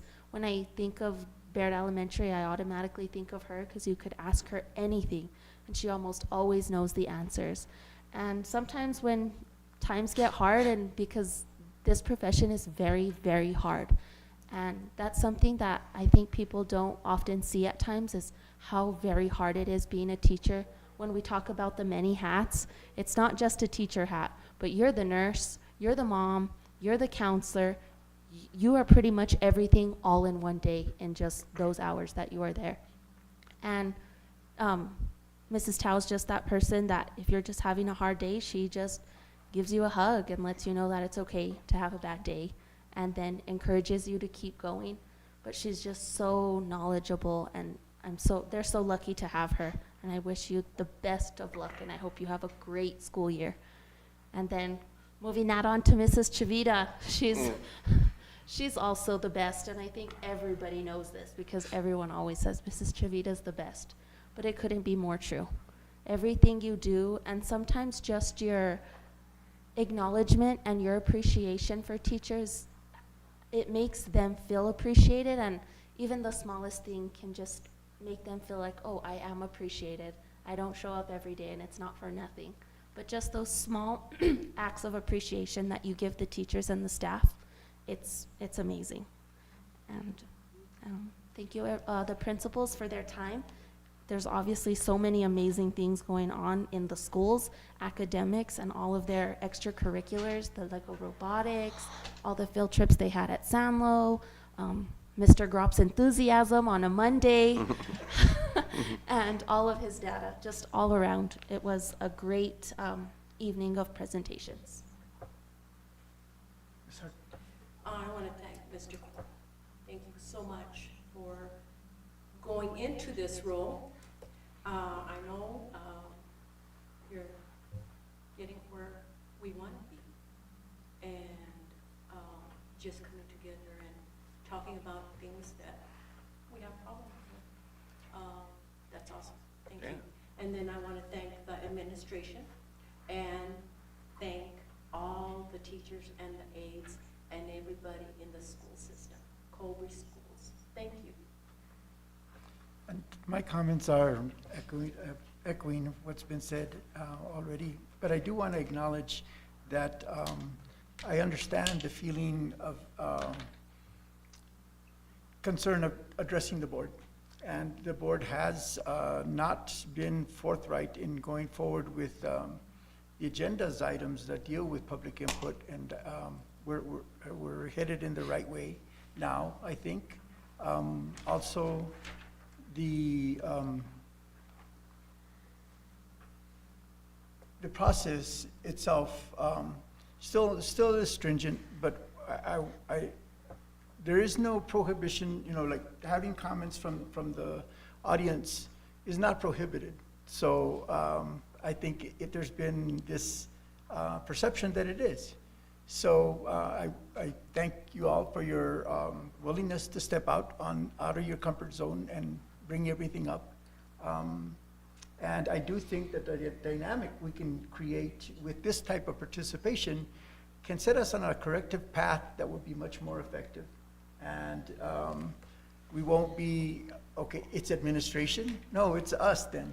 And I want to delineate the administration as being something separate from the rest. So I think all the board members have mentioned that they would like to see discussion here. I think gladly we appreciate that. So looking forward to things going forward. And the enthusiasm that's been here in the presentations is amazing, as long as this meeting has been. But thank you all very much. Okay, then we will go into closed session. No, number 10. Sorry, there's another one? Okay, superintendent report. It started there a little while ago. You didn't make it at that time? We were shifting around here, so I know we've been here for a while, so I'll try to keep it under an hour. I just seen if anybody was listening still, so you guys passed. I'll actually go very fast here. So one of the updates that I was asked to present on here is the effects that the late audits have on district receiving funding for building a new school. So I've already talked with the PSFA, is the organization that we go out to to receive the funding. So we talked about that in, a year ago when we were going out at that time. I explained our whole scenario to them, and they said we were fine moving forward. Fast forward now, because we're gonna go back again 1 year from today, hopefully, if we'll go out to the community on election to hopefully pass a bond to be able to receive that last piece of funding to work forward in that project. I would hope that we don't even have that issue anymore 1 year away. So I'm hoping all these audits are clear and clean and back in by that time period. And so when I talked to Mr. Ryan about this, he feels like the district, once we get through 22, that they'll go very quickly from there. So, questions, concerns on that one? Are we starting to develop timelines for submissions that are? You ask the same questions that I ask all the time, and then the answer I keep getting in both from Gustavo and Mr. Ryan is it's a back and forth process. So he submits that Gustavo looks at it, kicks things back, and it keeps going back and forth until they work through that part. So sometimes it's as fast, and again, we've talked about this one. Right now, it's super busy time. So Mr. Ryan's kicking things back, but then sometimes Gustavo's taking a while to come back the other direction because they're doing all their audits current for now. I think the process will go much faster after November 15th because that's when all the audits are supposed to go through. And then I think hopefully we'll move very quickly at that point, hopefully. But again, I think it's hard getting a timeline on it because they don't know how much the back and forth operation they're gonna have to do to get through it. And for everybody's edification, the concern is that there is an executive order that prohibits funding capital projects if the district is not caught up with its audits. And hopefully this will be something that we can remedy in the year, or else it'll continue to be an item that we can't do yet. So they are holding this fund. There's other funds they're holding on us. But when I talked to the PSFA a year ago, we're able to move forward in where we were at that point. So, but right now, they are holding funds on us, the state is, like our softball project, there's a couple of them that they're holding on us now, that we're gonna need to get through some of these audits for them to release. So, just FYI on that one. So, update on state inspection findings, Cobre Kitchen. There was actually one finding, and it was on the tile floor. It was kind of interesting to me. That report came out in September 12th. I never saw it. So I never saw this report. First time we saw it was a board meeting on the 17th, and I went in and checked our work order system, and the first work order that went in to redo the tile floor was on the 17th. So that's the first day that our maintenance department knew that this correction needed to happen now. Already checked, the floor has already been taken care of and it's corrected. It wasn't a finding, but it was on the report about the freezer. And that's been in process for a long time. We've known about this freezer, we've worked on it. 5 Stars has been out many times. And Jasmine was the happiest girl in the whole world to pop in my office today and said the freezer is working right now. So that literally happened a couple hours ago. 5 Star was here, finally all the parts have arrived, and they put it in. There were some wiring issues and they were able to fix it, and our freezer was currently working when I left my office a few hours ago. Any questions on that one? Good work. Update on fire suppression system, also middle school and high school. We actually knew about this early in the year. That vendor, we put a work order in immediately for these to be corrected. We've ran into the same problem that I know we ran into many a times, is the parts. The parts have been on order, and so we're waiting until the parts arrive, and then they'll come and fix the systems. So there's been a PO in place. We've known about it. They actually came out before the fire marshal's report. So the report was given to us in July, and we actually had a quote generated in August, and the fire marshal didn't come out till September 9th. So we were ahead of that one, and we have a PO in place. Everything's ready. We're ready to go. As soon as the parts arrive, it'll be taken care of. Is there a likelihood that parts will arrive? Well, you know how that game got played during COVID. I almost feel like we're kind of in that same boat. I don't know what we're ordering, to be honest, but whatever it is, you know, I feel like it's on some boat in the middle of the ocean in some container. That's always my visual. I don't know if I'm correct on that. But we can only work as fast as we can get our hands on the parts. And I can reach out and see where we're at on that. But this whole process has been going on. Their inspection was actually in June. This is when we started this. This is the company that comes out and does that for us. But it's been several years that it's been that way, and my concern is somebody gets injured at some point, and we've been doing So this. I'm doing a huge shout out to our maintenance department now. Is they are extremely responsive and they jump on these very, very fast.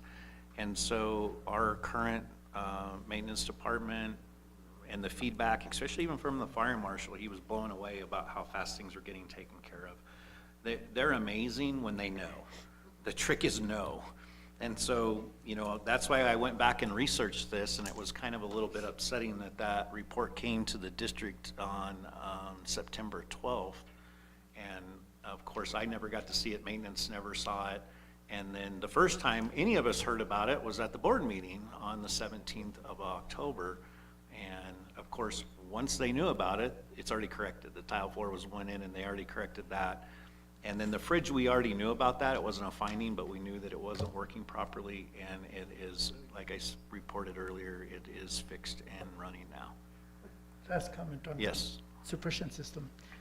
If there's a continuation of this lag, shouldn't we be considering a replacement of something more up to date that we wouldn't have trouble finding parts? Well, it's, I play this catch-22 game all the time. So if knowing the two schools that this is in, I don't want to dump a ton of money into it to put in brand new systems if those are the two schools that are going to be replaced, hopefully soon. So it's kind of like that, how much do we spend on it to take care of it compared to, and I still want it to be safe and within code and all of those things as well, but new systems are very, very expensive. So if we're able to keep our systems going until we get to the point of replacement, then I think hopefully we're spending our tax dollars in a better way. Okay. Just consider the liability if That's why we have the fire marshals coming out and making sure we're on the up and up. So really quick, and kudos to all of our schools. This is school designations. This literally just hit the other day. We had our superintendent's meeting. It was embargoed for a little while, and then, so you can tell when we get, this is in spreadsheet form, so it's a mess. So this is brand new. So just came out, and so they send it to us first so we can see it, and then if we have any appeals, they go through that process with us, and then we go from here. But just a quick rundown, you know, Spotlight is the highest level, Traditional is the next level, and then there's designations, and there's lots of things under that. If you guys remember, our high school had a designation a while back.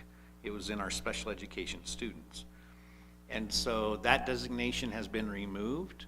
All of our schools are traditional, and then we have Hurley Elementary, that was a Spotlight, well, hang on, they were traditional in 23 and moved to a Spotlight school in 24. And then designation, so in 23 we were traditional across the board. All our schools were traditional, which we would celebrate that any day of the week. But in 24, all traditional again, except for Hurley is now a Spotlight school and San Lorenzo is now a Spotlight school. San Lorenzo was our only Spotlight school in 22, but in 23 back to traditional, and now 24 back to Spotlight. And then Hurley had been traditional before, and this is their first time being a Spotlight school. So kudos to them. The traditional we would actually do backflips for because, you know, as long as the designations, you just don't want those designations because that's when it gets really rough. The PED's in here in your business, and there's a whole world we have to go through on that. So I'm super excited about the progress and achievement of our schools. And so those designations, as soon as they come out and become official forms, I'll get them printed out. And there's a score system, and there's a lot of things that go with it, and then we'll have the principals, or I'll present them at one of our board meetings. Fundraisers are always in your packet for you guys to review, and that's as fast as I can do that. Any other questions? Okay. I knew you wouldn't break your hearts any if I went quick. I shouldn't have said nothing when I got here. We're next moving to item number 11, which is the executive session, and the notice is hereby given so that the Cobre School Board of Education will meet in executive session for the following purpose. A, so that the superintendent can update and discuss limited personnel matters as personnel under section 10-15-1H2 of the New Mexico Open Meetings Act, specifically hiring promotion, demotion, dismissal, assignment, or resignation of the investigation of an employee of the superintendent. I'll entertain a motion to go into executive session. I move. Any discussion? I'll take a second. Second. Okay, I'll take a roll call vote. Those, as I call your name, signify your aye if you're approving this motion. And Mrs. Harden? Aye. Ms. Heredia? Aye. Myself, aye. As Gilbert, and yourself? Aye. Mr. Terrazas, aye. This is unanimous. We are now in closed session at 8:11.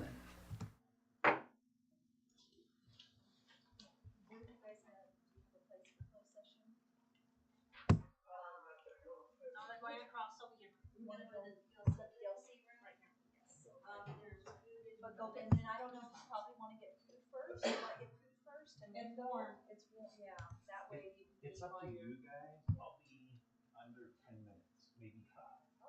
I'm rolling today. Okay. So if you want to, it's up to you. If you guys want to just hit it quick and then. Let's get it quick.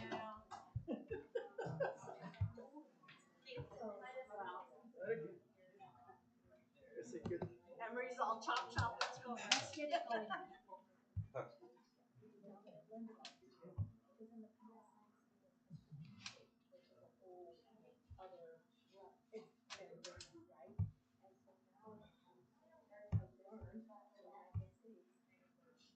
Where did she say we were going?